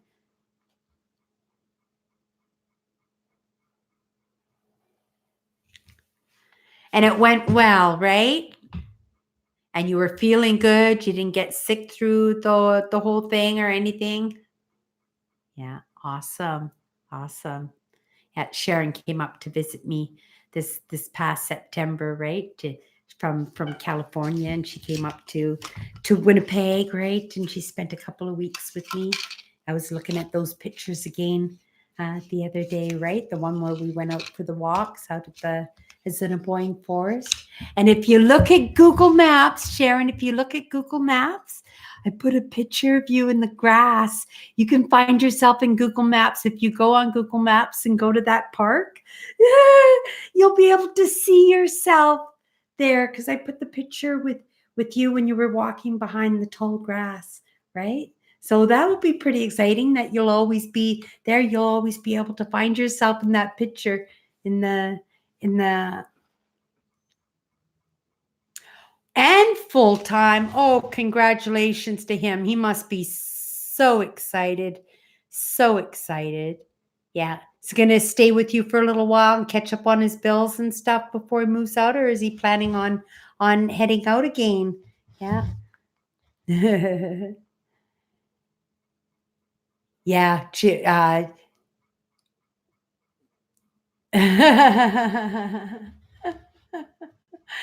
Exactly, Sharon. I thought it was cute when I was looking, because they asked me to.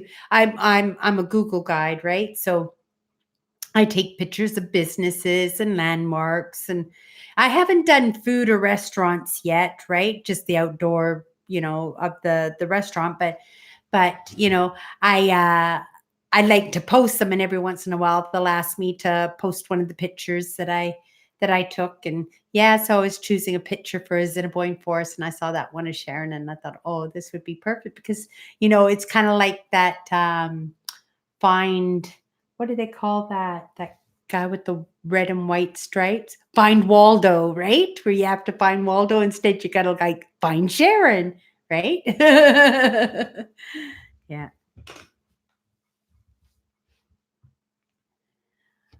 I know. Isn't that usually how it goes, Sharon, right? You know? Yeah, put your life on on hold, right? While you're waiting for him to get on with his, right? You can get your office back, right? You were just starting to put your office together, and I'm sure your son's got that in all set up as his room now, right?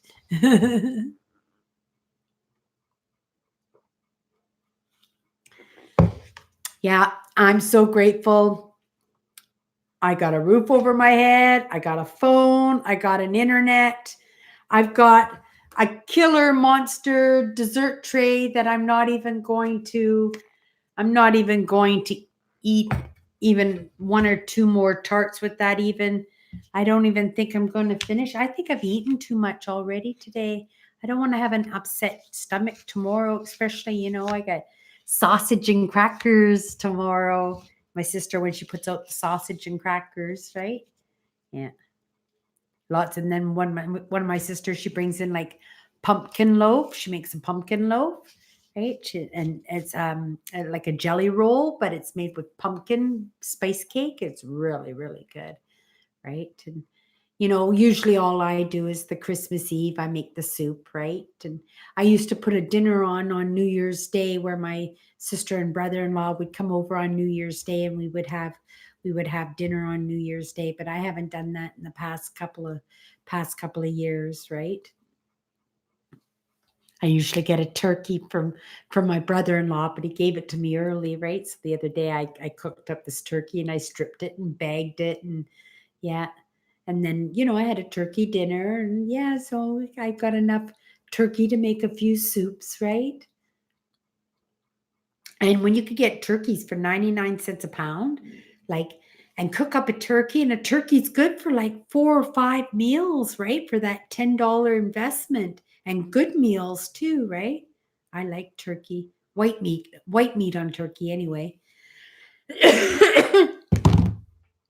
I've been coughing a little bit today, quite a bit actually today. I'm wondering if I'm going to be getting a cold. Like I said, I've been doing a lot of those evening walks, right? And getting big sweats on when it's like really really cold outside, So I'm thinking possibly that maybe I'll be getting sick that way. I don't know. Maybe I should change winter coats for a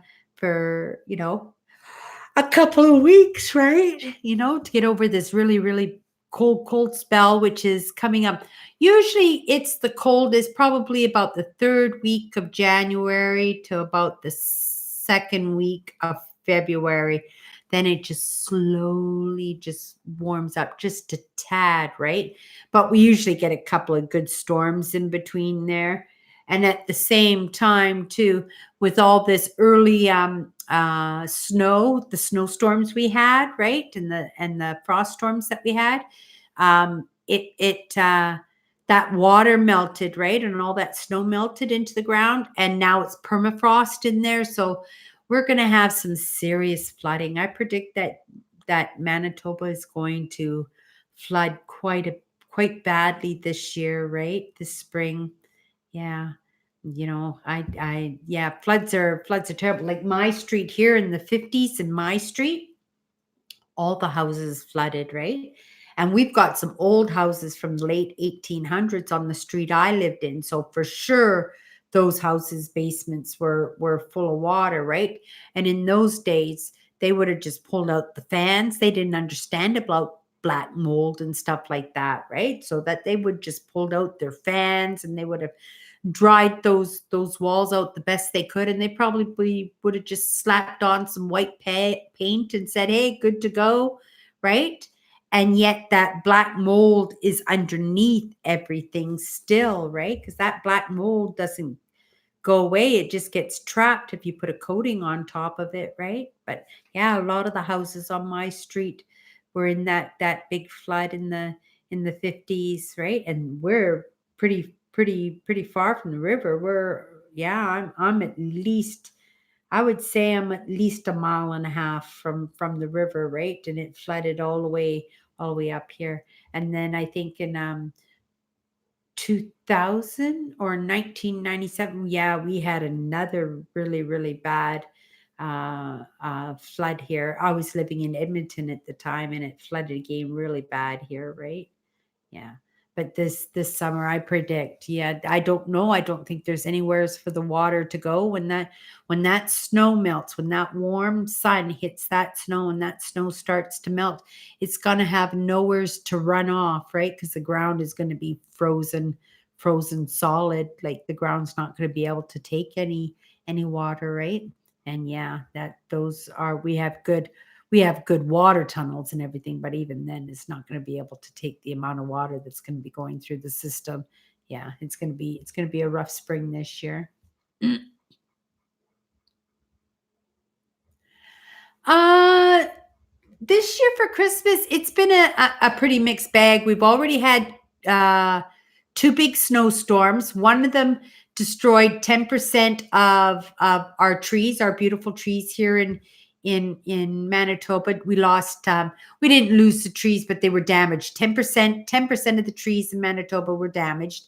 The forest was devastated, Sharon. You wouldn't have even been able to recognize. You couldn't walk down the trails, Sharon, at that forest that we went to because there were just like trees absolutely just down just everywhere, right? Because it snow rained and then the branches and the leaves took the weight of the snow rain and then it froze and then all the branches got to the ground and then they just snapped, right? So yeah, it took a long time for them. There's still lots of branches. I took lots of them, because I thought I would make walking sticks and staffs, right? And then maybe donate them so that they could, auction them off for charity or something. So I've got some nice sticks here, right? But yeah, there was a couple of good storms and a couple of really nice days where it melted, then a couple of days where it froze up again, but it was dangerous because it was all water, so it all just turned to ice, right? So it got to be really dangerous out on the roads. Yeah, the car insurance, yeah, that's going to go up next year for sure. Lots of accidents, right? Lots of accidents. I saw a bad one, a four-car accident. I think last week I was walking by and like four cars, boom, boom, boom, just like all at once. And they went all flying. Like one of them was a half a block away by the time it slowed down, right? Yeah, maybe even more than that.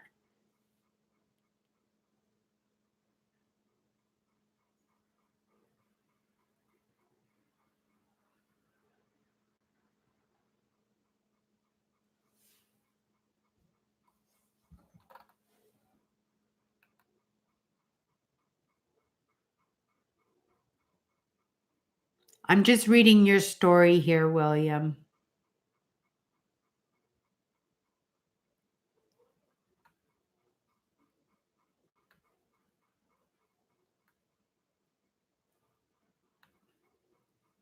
Oh, William, that's so sad. I'm so sorry to hear that. Like lifetime friend, like a friend your whole life.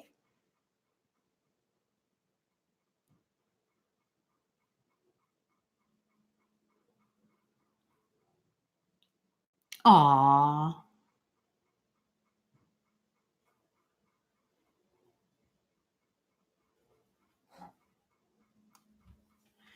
William, I'm sorry. I'm so sorry. And we chat all the time. Anytime you wanna chat with me when you email me in the morning. If you ever want to go into this, and really talk, yeah, I would be happy to listen, right? I've never had any experience like those bad. Well, I did have a couple of experiences in the bar, but not to me, right? Not that would impact my life anyway, but the friends, right? I do understand that because this this past winter, like not this Christmas, last Christmas, I lost somebody, you know, a good friend too, right? Unexpectedly. And yeah, it's a tough one, right?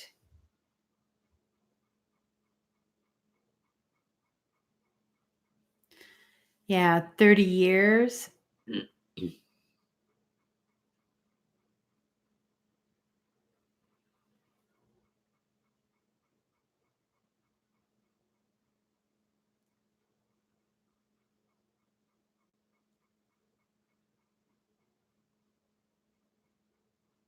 Aw. I'm sorry to hear that, William, right? And that's the whole point of doing the Christmas Eve live, right? Because if you weren't hanging out with us, William, like you could be able, you'd be sitting there and maybe thinking about these sad times, right?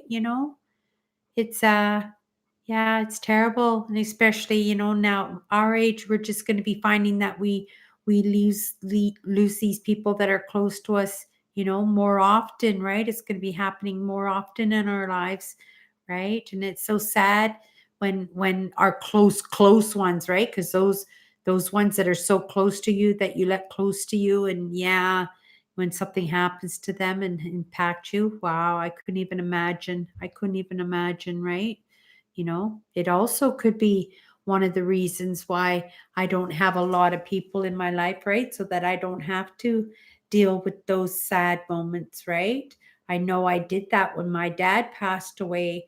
I shut myself off from people, right? I know when me and my husband split, right? I did that same thing. I just separated myself from other people. I just stayed away from people so I wouldn't have to talk about it, think about it, be around it, right? And it wasn't healthy, right? I wish I could have talked to somebody, right? Somebody might have given me some good advice sometime, and I might have gotten over those sadnesses a lot quicker than I actually had, right? But William, that's so, I'm just surprised, right? Because you're with us every Sunday, and you never said anything. Some people are so big hearted that they keep their own problems to themselves, right? They keep their own problems to themselves, thinking that they impose on people, that they're imposing on people when they're hurting and stuff, right? And I just say, unload it. Like we wouldn't have known any of this, and you wouldn't have been getting this support from the people that are on the live tonight, William, if you hadn't said something, I'm just so surprised that over all these conversations that we've had, and you interacting with me in the mornings and, texting me and stuff and DMing me that you never mentioned that before, right? So I'm certainly glad that you're talking about it because like I said, like yeah, you have to talk about it, right? It's the talking, the crying and the time that help you get past that, but it's your best friends, right? Like these are when you're having your special times, and the celebrations, all these things that you would have spent doing with him, right? Like you would have spent Christmas with him, you would have spent the holidays with him, the vacations with him, right? Like, and then yeah, and then these times happen and then you can't help but think of them, right? But yeah, let's hope you can think of just all the good times, right? Because you can't beat yourself up over something you have no control over. You can't do anything about some things, right? Some things you have to just accept as fact. But yeah, just think of, you know, like the time that you guys did have, right? That you guys can be friends like that and that you guys have a good memory. And if you're anything like me, you got to remember that he's back now, right? Like, he might be somebody else. He might be a flower, he might be a tree, he might be a fish, right? But he might come back as a wonderful human being in the life that is deserving of him, right? Because he suffered in this life that maybe, he might have gotten a better life this time. So yeah, if you think that way, right? Like I never thought that there was anything after life was over. Like I always told my sister, like Yeah, if something happens to me, just leave me at the hospital. Don't even claim the body, nothing. Just leave me there. Just let them deal with it, right? But yeah, like now I believe so differently about life, right? Like, yeah, like for sure I'm coming back. For sure I'm coming back, right? You know, the next time around, I come back with everything that I have now and and even more, you know, just take this as a lesson, for the next life you have, right? So it makes me feel better, right? That I always think that I wasted so much time, right? Being 57 years old and discovering, all these possibilities in life, right? So late in life and I was beginning to feel bad and everything, but then I realized, like, hey, right? If you get to come back, like, yeah, it's not such a big deal, right? Because you get to come back, right?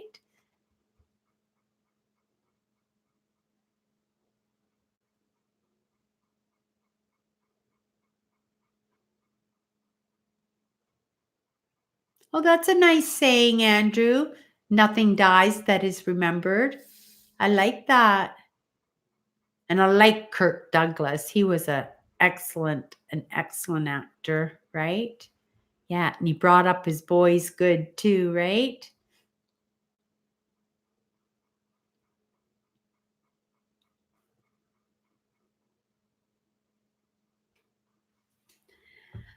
I did that too, Owen. My dad was my best friend, right?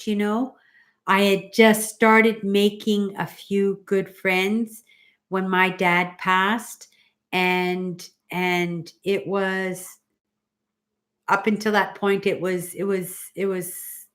the most horrid experience of my entire life and it was really sad, right? You know, like especially when I had to go to the hospital and see him and stuff, right? Like, we were supposed to take him home the next day and he passed away, right? I didn't even think it was a possibility even though my dad always talked about it, I never even thought of it as a possibility, right? I guess I just blocked it from my mind, right? But I remember when my father passed away, I remembered that, my friends actually had to bust down my apartment door the next day or the day after, right? Because I got myself in the bathtub and somehow I just couldn't get myself out of the bathtub for a couple of days. I sat in that tub full of water for a couple of days. My skin was cracked and bleeding and yeah, I had a rough time of it, right? Because I just spaced out in the tub for a couple of days. But yeah, see, but that's what happens, right? And and there was a line in a song. It's called Native Prayer, right? This song is called Native Prayer, and there's this line in the song where it says, life is just heartbreak, right? And then you chafe over and then you sing all over again, right? And then it just rotates again. It starts again. Heartbreak, healing, right? That's what chafing is. It heals over, right? And then you sing again, right? After some time, right? So yeah. Oh, I'm not sure when this all happened, but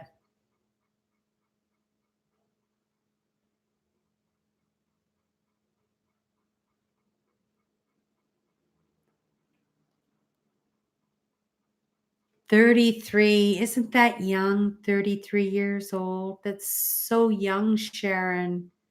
Holy moly. Yeah. In my family, everybody passed away really young in their 40s, right? Nobody lived to be in their 50s in my life, except for the ones that had the bad problems. My grandpa lived to be 92 years old, and he attributed it to drinking a 2-4 beer and a can of state stewed tomatoes every day, right? And that was my grandpa. But, other than that, like everybody, like my aunts, my uncles, everybody, my grandmothers, grandfathers, like everybody in their 40s, My dad was 47, my grandmother was in her maybe around 55, right? And she wasn't very old at all. my aunts and uncles too, all in their 50s, but all drinkers, all smokers, all heavy smokers, all had high blood pressure and heart disease and diabetes, lots of these diseases in my family, right? I had a gastric bypass. It just changed my whole life, right? And in what year was that? 1987. I had a gastric bypass, stomach stapling, right? And I lost 160 pounds in 8 months, and it was a big change. It was a big change in my life, emotionally and physically, and but when you have that operation, what it does is it removes your duodenum. No, it makes your duodenum inactive, right? And that's what controls your sugars. So it made it impossible for me to have diabetes. That operation, and that operation you can have in Europe, right, as a form of diabetes prevention, right? It's they call it a duodenum switch, but they won't do it in North America because what it does is it causes you malabsorption, which is what I have, right? Because I take lots of vitamins and minerals because I don't absorb them well, right? So I have to take lots of them so my body can pick up enough, right? Because it'll always be digesting vitamins and minerals, right? But yeah, it saved my life. Like that operation. If I hadn't had that operation, I was 27 years old when I had that gastric bypass, and I had that stomach stapling. Uh, Hi to Brian, because I was mad for this guy Brian, and he was a very good looking man. He was my best friend at the time. Him and his brother were my best friends, kindest, sweetest souls that you would ever meet. I was so lucky to have met these people. Those people that were just as beautiful on the outside as they were on the inside, right? And these two brothers were and still my best friends, right? My brother-in-law he married my sister, right? One of the brothers married my sister. Just one of the most amazing guys that you would ever want to meet, right? Yeah. Yeah, big heart. But anyway, I lost the weight for his brother Brian. I was mad for his brother Brian, and he was such a good-looking guy, and he always went out with these fantastic, beautiful women. And here I was just huge, right? But we spent all our time together. We were just like best friends, like 24/7. We could just hang out with each other. He was deaf in one ear, and I know part of the reason was the fact that there was something in my voice that made it so that he was able to pick up the words, right? So we were able to have conversations when he wasn't able to have conversations with other people because he didn't hear properly, right? But yeah, we were really, really close. And I thought if I had that operation, if I could lose that weight, right, that I could get him, right? Because I thought we were a perfect match, right? And yeah, I lost all that weight, and I started getting lots of attention from guys. And yeah, my friends would say, well, why do you want to be with Brian, right? He didn't want you when you were fat, right? Like, why would you want to go out with him now, right? So, yeah, I started dating other guys, right? And yeah, until eventually I bumped into my husband, right? So I don't know how I got trailed off onto that one. I know it had something to do with how that stomach stapling changed my life, right? But it changed my life. It gave me a life that when that time in my life happened, it was perfect timing for me, right? Because I had just lost all that weight, and I was still young enough to meet somebody and get married and have babies and stuff, right? So it was perfect timing for me. But yeah, I married a man who didn't want kids, and I agreed, but then when he asked me to marry him, I made him agree that I could have one, right? And yeah, it didn't work out that way. And soon as I realized that wasn't going to happen, I knew that the marriage, there was a big 10-year difference. I was 10 years older than my husband was, right? So there was a big age difference, right? But yeah, he had a lot that worked for me, right? Yeah. I really love that guy, right? So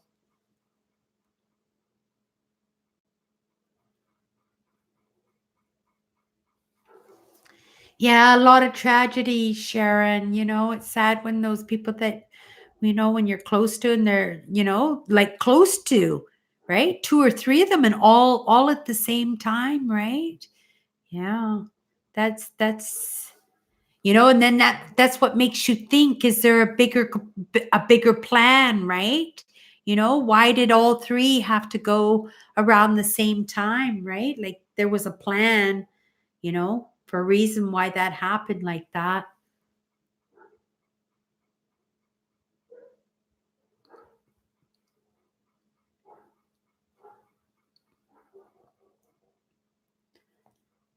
100 years old. That must be William talking about his mother, right? Because I know William's mom lived to be quite old.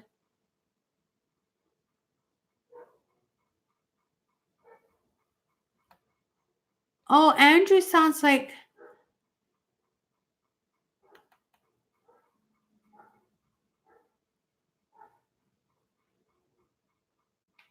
wow, look at all these amazing conversations going on right now. Who was the Holocaust survivor, Andrew? I'm trying to look back here to see who you were. Oh, you were talking about. Hmm. Oh, okay. Okay. You're talking about Kirk Douglas there. Okay.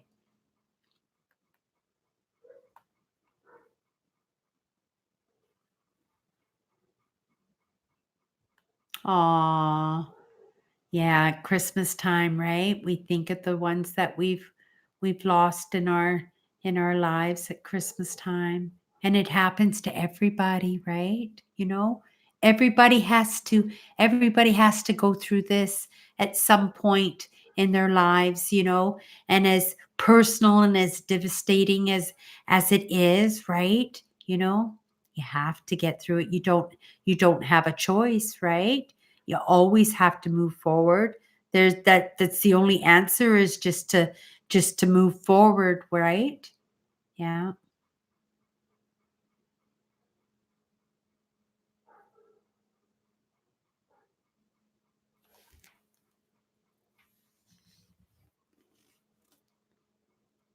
Aw, look at you giving all these blessings out to people, Sharon. How about if we give you some blessings, right? Blessings out to Sharon. Holy moly. Yeah. Yeah. Just giving those kind thoughts to others, right? When you need them for yourself too. Did you talk to your son about taking a vacation together somewheres, neat, now that you've got your passport, Sharon? Did you talk to him about that? Maybe going to Scotland or something? I would be curious to know if you had that conversation with him. That would be neat. Aw. Look at everybody giving blessings to Mama Hall.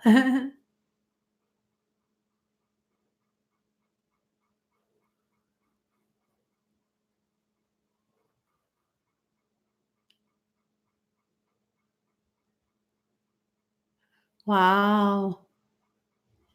Yeah, see, for passing away, my mother passed away on 11/11. She passed away on Remembrance Day, is on the 11th of November here. And she passed away, I think, 5 years ago, right? And other than that, they've been off days, away from the holidays, you know. There have been a couple of passings close to the Christmas time, but afterwards, so it makes it so the actual holiday could be a lot worse, right? If the passing happened before, but because it happened afterwards, so it doesn't totally taken away from Christmas. It doesn't make it any less painful, right? But it could be worse, right?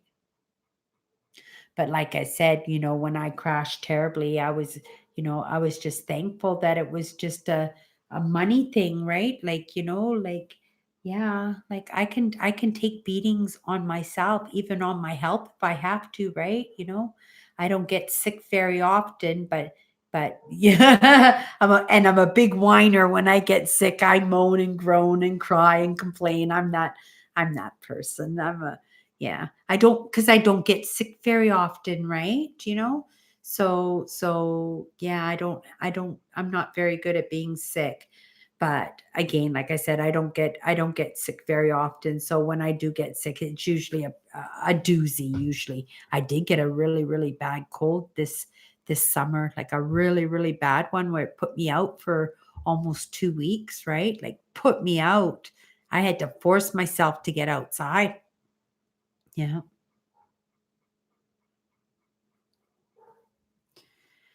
2 knee replacements and 2 hip replacements. Holy moly, Owen. It's amazing though what medical could do these days, right? You know, what doctors and surgeons can do these days. I have complete faith in doctors and surgeons. If something were to happen with me, I would just say, yeah, go ahead. You do you do what you need to do. Just make sure I walk out of here, just as good as well, hopefully even better than what I walked in, right? Yeah, I got a lot of faith in doctors. And I'm looking forward to seeing some more doctors, right? Wouldn't it be nice if I could save a little bit of money so that I could go have some of those plastic surgeries that I want, right? I'm in my pajamas, everybody. Like I told everybody it was a pajama party. And so I'm wearing one of my flannel nightgowns. My sister got me a flannel nightgown in my stocking stuffers too. So I just didn't put that one away. I didn't want to throw it on the floor, but I guess I will there, right? But yeah, so she bought every year, all the holidays and birthdays, she always buys me these things, right? And I love them. They're super cozy, they're comfortable, and yeah, especially at Christmas time, right? I like to wear these at Christmas.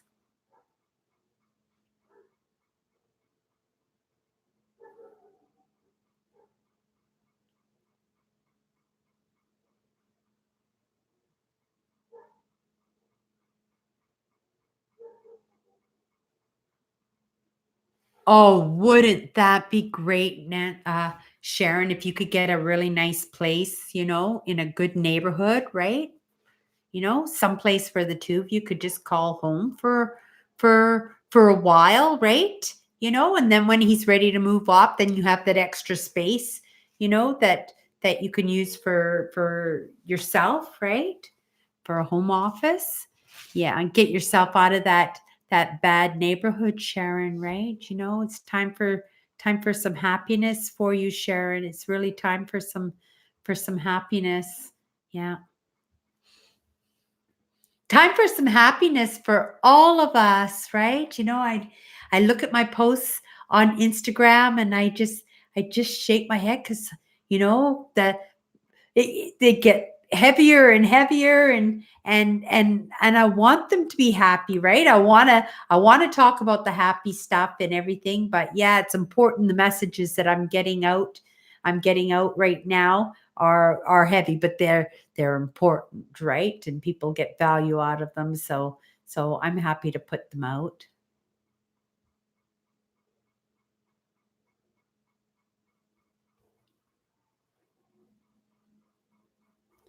Yeah.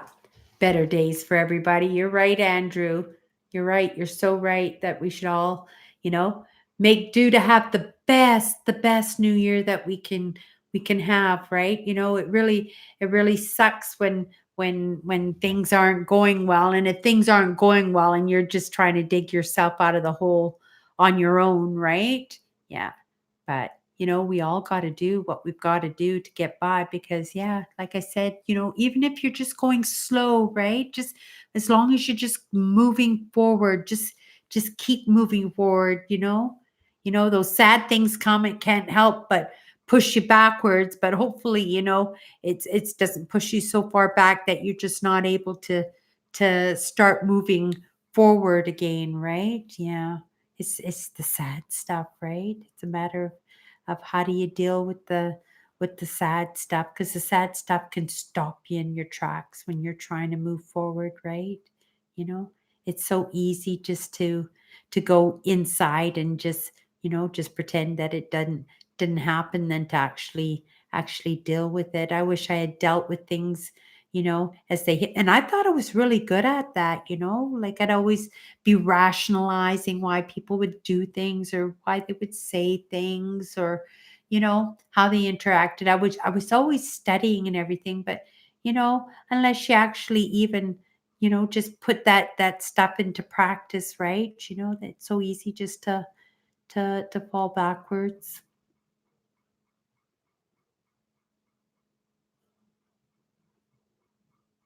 It's funny how that you talk about Marilyn Monroe. Yeah, because she's been popping into my brain lots lately, right? Yeah, I wonder what year. Does anybody know what year Marilyn Monroe passed away? Yeah, it must have been the 60s because I don't remember hearing about it, so I must have been very young. It must have been, she must have passed away in the 60s.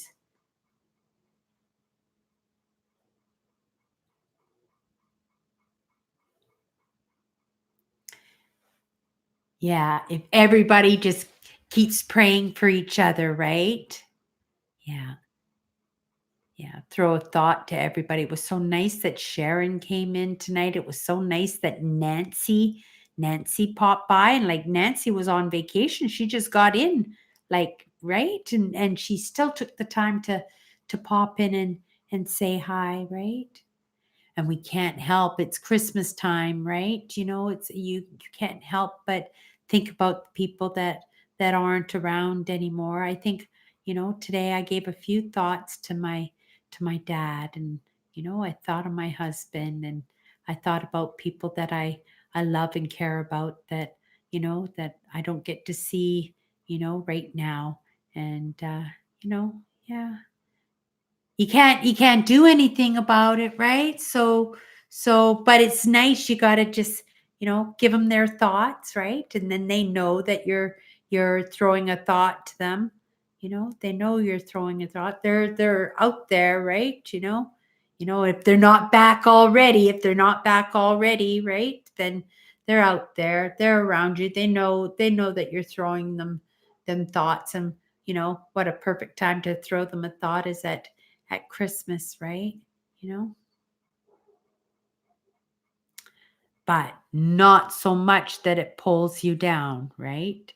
You don't want to put so much thought into it that it pulls you down, because this is your life, right? You're still here, right? So it's important that you stay present. It's important that you try and just take that little bit of happiness that you can find, and just yeah, yeah, there's no point in trying to hold other people up if you can't even hold yourself up. And I know lots of times that I would pretend that I was holding myself up, right? But you're really not, because all your energy is put into holding yourself up, that you're not able to do anything else, right? So yeah, much better year. Next year is going to be so good for all of us. Yeah, lots of good stuff coming up. But Turkey Day tomorrow, I'm looking forward to Turkey Day, even though I did have a turkey soup this week. I made a turkey soup and I made another one tonight. I might have some leftovers, but I think if I'm going to have a treat, then I'm going to have one of the snacks on my tray. I haven't even taken another bite of my. Oh, but it was a mukbang that I was going to have for mincemeat. So you know what? I'm going to grab a mincemeat tart here.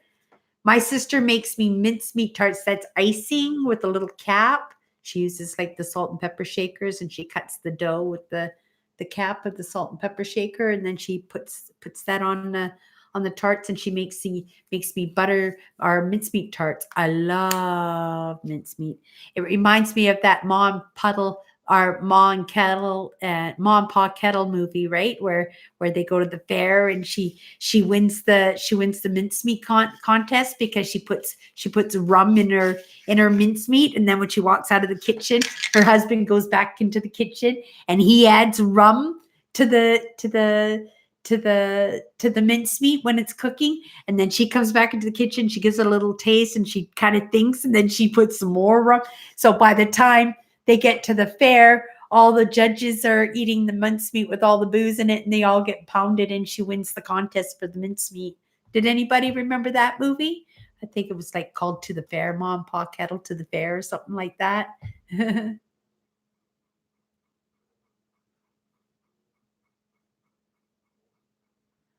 Oh, well, that's good. That's good to hear that, William, that you had somebody else give you the same advice, right? And it's important though too when you give them those thoughts that that they are thoughts, right? Like, yeah, don't try and figure something out, because you said that you're not sure how what happened to him was even on the up and up, right? So just even thinking about that will drive you crazy, right? Sometimes you just have to, wow, that happened, and I'm so grateful that I'm still here, right? And as long as I'm here, he's got me to say these wonderful things, right? Because William, right? You're talking about your friend right now.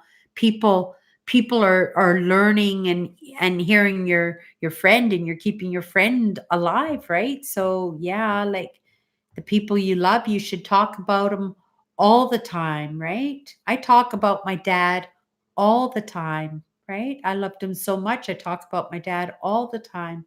I haven't lost a lot of close people in my life, right? But I've been one of those people that have kept my group of close friends really tight, really small, right? Probably for some of those exact reasons so that I wouldn't have to feel that pain. So I think that's pretty amazing that you can keep yourself wide open and pull in your friends like that and everything, and take that kind of pain, right?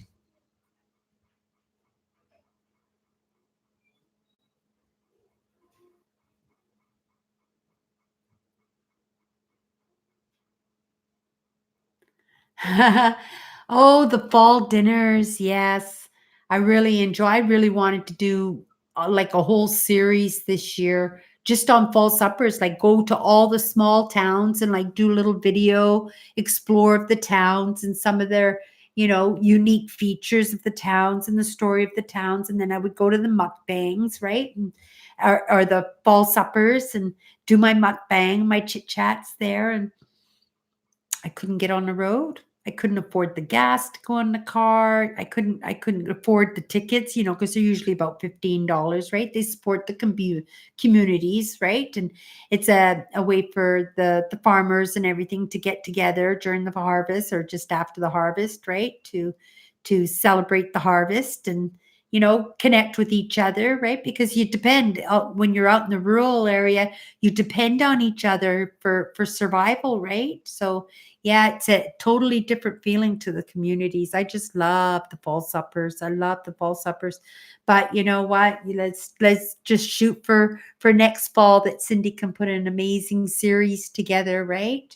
Because that would be an amazing series. Lots of people I think would just absolutely love, to learn about some of our small towns in Manitoba, the first pioneers, right? And some of these towns, they might still only just be retirement towns, right? Maybe all the young folk have moved on to the big cities and stuff, but these towns there's still a lot of these towns still around, right? And a lot of these towns are being rejuvenated because the land in Manitoba is so cheap, right? Compared to other places in North America.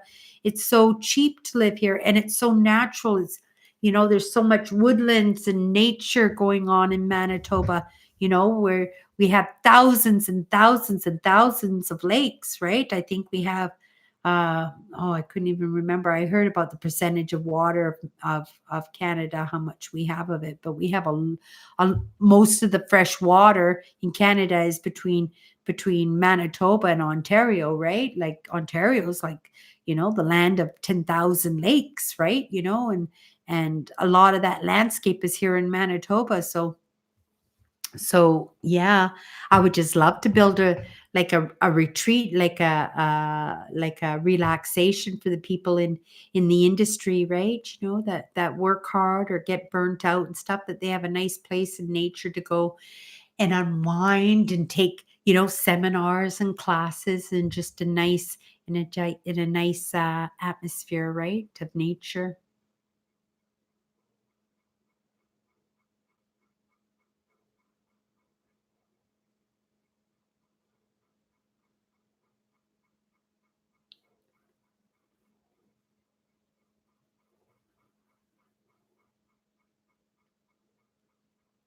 Aw, Nancy.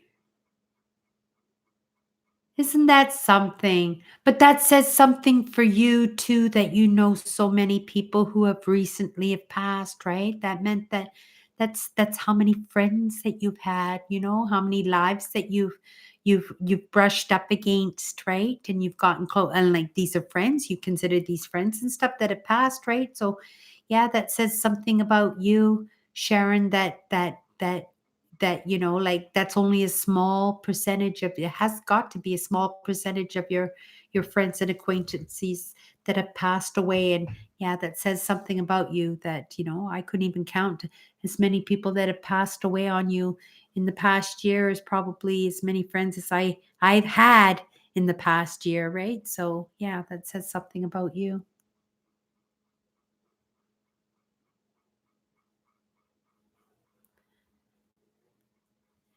Yeah, and don't we try, right? Don't we try?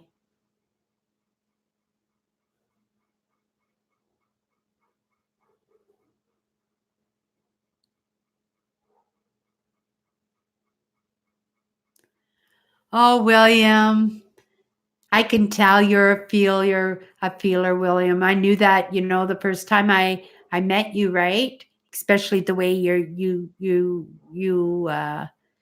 contribute to your church and stuff too, right? And the way you talk about your friends, right? I knew you had a big heart.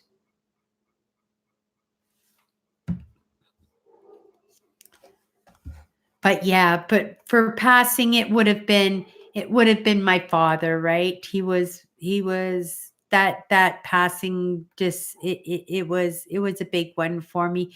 And the thing is, I knew it was going to happen, right? Like we had been so prepared for so long. My dad been preparing us for that day to happen, right? And it didn't happen the way we thought it was going to happen, right? So maybe that was why, it impacted me so much, because it took me by surprise, as to how it happened, right? So yeah, interesting. It's interesting. You think about it, but you can't dwell on it, right? When I think about my dad was a certain breed. My dad was, right? Like, my dad didn't get angry very often. He very rarely apologized. Like, that was one thing I noted about my dad. He very, very rarely apologized for everything. He owned absolutely everything he did, everything he said. you know he owned it. And there was lots of times when I thought, my dad should say sorry to me, right? But he never did, right? He was headstrong that way.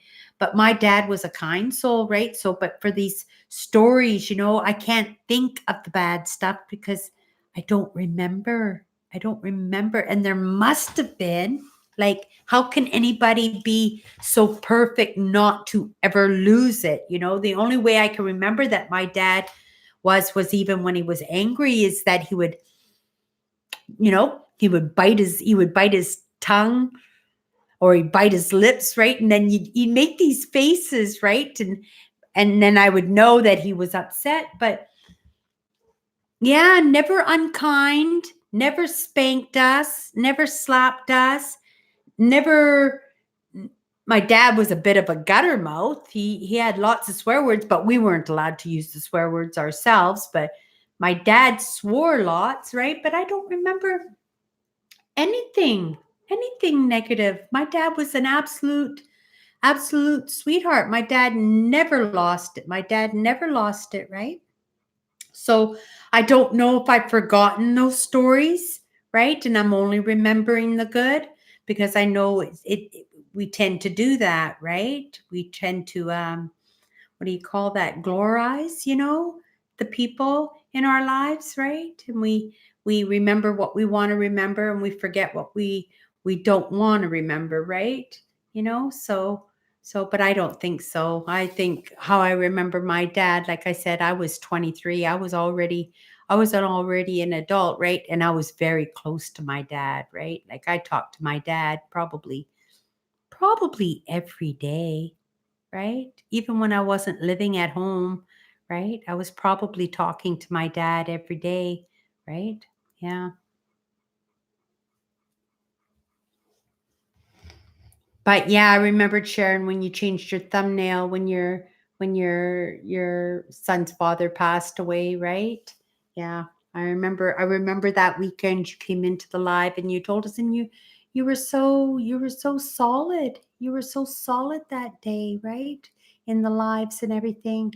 But I know that some of us we train ourselves to be tough, right? We train ourselves to be you know you know we- or to at least perceive to the outside world that we're tough and that we can take care of ourselves, and maybe it's not such a big deal, it's part of life, right? But then these things really actually impact us, right? And then we're not really representing ourselves properly because we're making people think that we're okay because we think that we're bothering them with our problems, and we're bothering them with our heartaches and the pains and the things that we hold close, right? So yeah, like I said, I have no problem. I can talk about absolutely anything. Now I have, yeah, it's not a big deal for me, right? And I find I get the answers now, right? Because I let myself be curious now. Like before, I just, oh, don't be so snoopy, Cindy. Is it really that important? Do you really need to know that? And now I just get permission, I just give myself permission. If I find it interesting, if I'm curious, I'm gonna do it, right? I'm gonna do it anyway. Yeah, right. Just not feel bad about it. But yeah, let me just take a look at these comments here, right?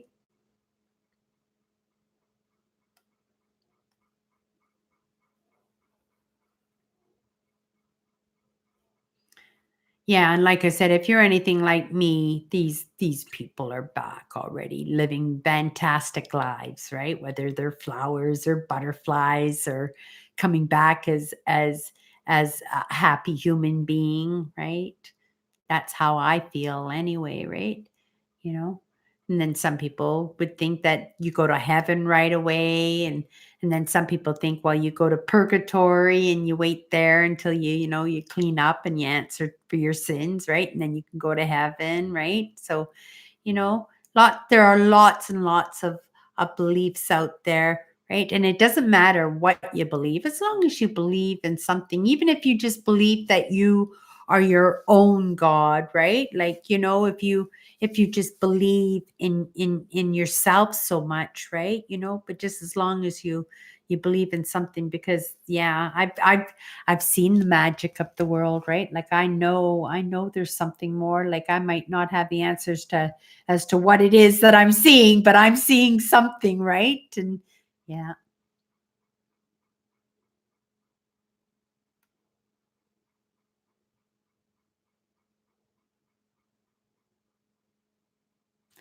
Yeah, if you can see people for the way they are, like, that's how I thought, right? Like I always thought, my mom had a rough life, right? You got to think of, the other people too, right?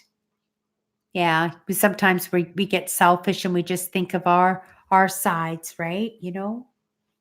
I'm trying so hard to think of other people, and I want to help too, but what can I do except give maybe a little bit of insight that I might have, right? And who's to say if it's the right insight for you? Only you know what you resonate with, right? Like you have to feel, what's true for yourself, right?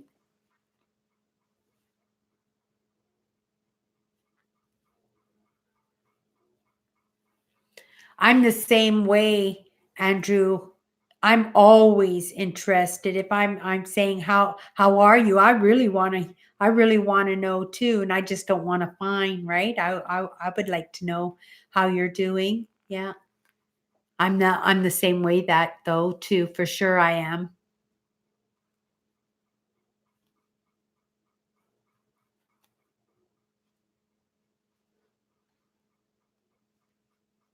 It takes, and that was in my post for yesterday too. It takes all kinds to make the world, like all kinds. All of us here right now, we are all different people, right? And yet we're all here and we're all together. We all have problems, and they might not be exactly the same problems, but I think in generality, that problems are problems and that the same answer could be generated for a problem that's similar, right? Could batch a whole bunch of different problems with the same answer. I'm convinced of that, right?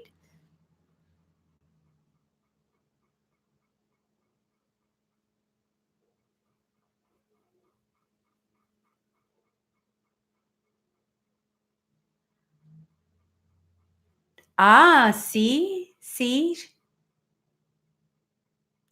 and because that's your belief, right?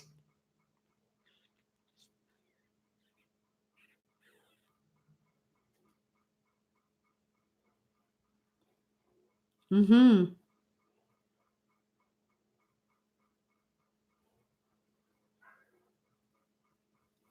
Aw, on.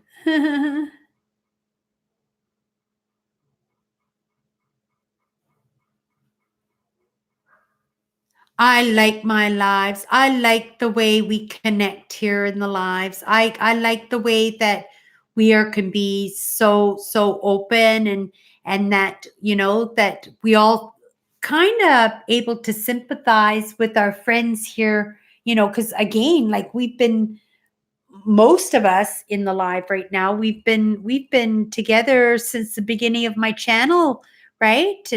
And I've gotten to know you, and I know for a fact that you are much different people than I am, right? But yet we still have that connection, right? That we're still able to be there and sympathize and hold each other up and think of our own experiences, right? When we give some advice to somebody who's experiencing the same thing that we did in the chat, right? That's what one of the reasons I just love my chatters live, right? Because we help each other out so much, right? I still wouldn't be where I am right now if it hadn't been for all of you guys supporting me through all of this, right? you know yeah, it's amazing. It's amazing. You never know.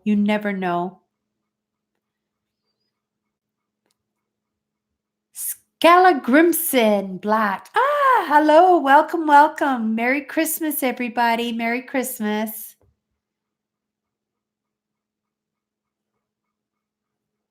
3 years ago. You've been with me 3 years, Owen.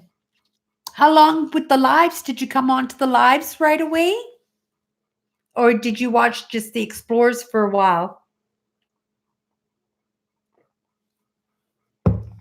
But 3 years is a long time. And you're here.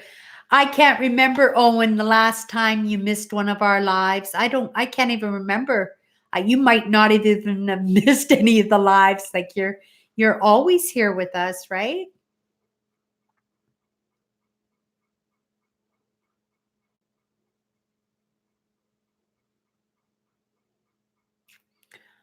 Aw. Yeah, you guys say such nice things. That's so nice. A year ago, right? And you were active right away on my lives. Yeah, I was saying before you even came on tonight that I said, Owen should be here soon. Yeah, he wouldn't miss Christmas Eve because he's like such a big part of our chatters live every week, right? There wasn't a chance that he was going to miss the Christmas Eve. And even if he's got family, I know he would probably ditch his family just so that he could be here with us, right?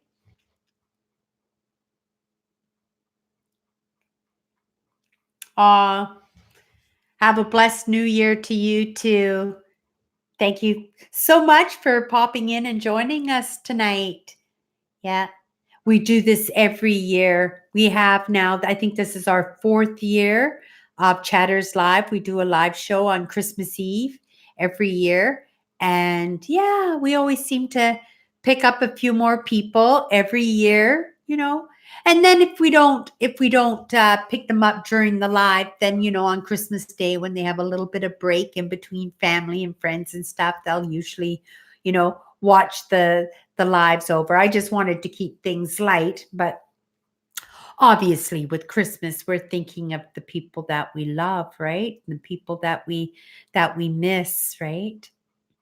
And it's nice that we can give these people these thoughts, right? They would be, I'm sure my dad would just be absolutely thrilled that at Christmas that I was giving him some thought. And actually when my sister came over today, I was wearing my dad's lucky gold sweater, right? He had a gold sweater that he used to wear when he go to the poker games or the horse races or go to Vegas or something, right? And yeah, and I when he passed away, I took his lucky sweater, and tonight I was wearing it. My sisters came over. I says, "You see, you recognize the sweater?" And, excuse me. One of my sisters recognized the sweater right away that it was dad's sweater, right? And yeah, it's my favorite color too. I just love that color, right?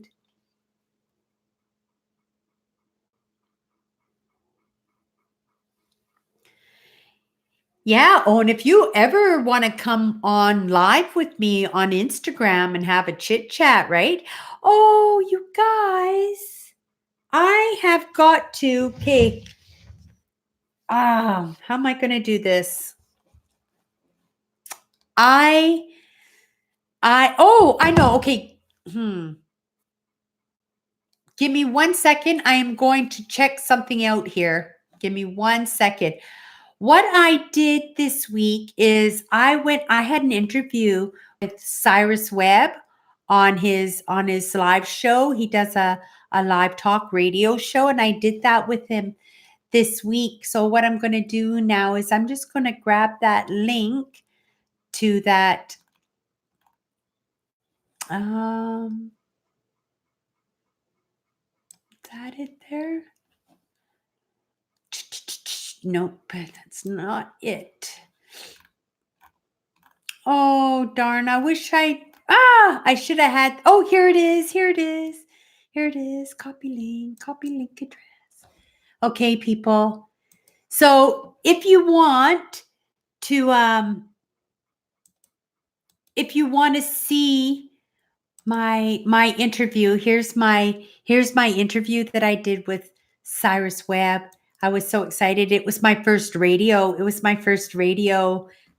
interview that I had, and he's such a nice gentleman too. He was so nice to me, and yeah, and he did his homework on me too, right? When he interviewed me, and yeah, he watches all my posts on Instagram and everything. So it was really nice of him to invite me to go live with him on his talk show on the radio. But yeah, if you get a second, it's only a 15-minute interview, but it was a really, really good interview about the workshop that I went to see in September, and my love for nature and my explore videos. And yeah, so yeah, it was a really good conversation. So if you do want to check that out, then yeah, it was pretty good. just copy and paste that and then just after the live, because we'll be ending the live, I guess. Whoa, 10 o'clock tonight, right? It's another that was a long one. We did 3 hours tonight, right? Yeah. So yeah, watch the interview, Owen, and let me know. Like email me or something, right? Or if you want to go live on Instagram with me, right? Wouldn't that be fun? You never know. I'll interview you, Owen. Yeah, I'll interview you on on my on my Instagram channel, right? Yeah, it's going to be a really, really good year this year. I can just feel the changes, right? And I know I said that last year, but this year I mean it just as much as I meant it last year. Yeah, it's not the destination, it's the journey. And haven't we been having a good time? Yeah, it has been a great time.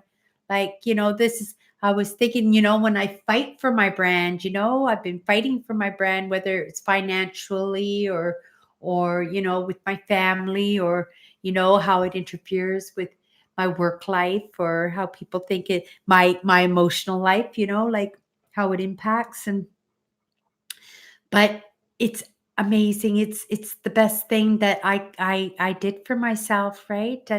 And I did it for myself, right? Like I just love that I did this brand, and it's something that makes me, it makes me feel special, right? Because it's not something everybody does, and I put a lot of work into it. And maybe I'm not so good at it, but I try, right? And I try, and I have lots of fun. And you know what? Might just be a hobby for the rest of my life, but it doesn't matter. I'm still having a good time with it, right? And it still doesn't stop me from trying, right? It's just practice right now. Yeah.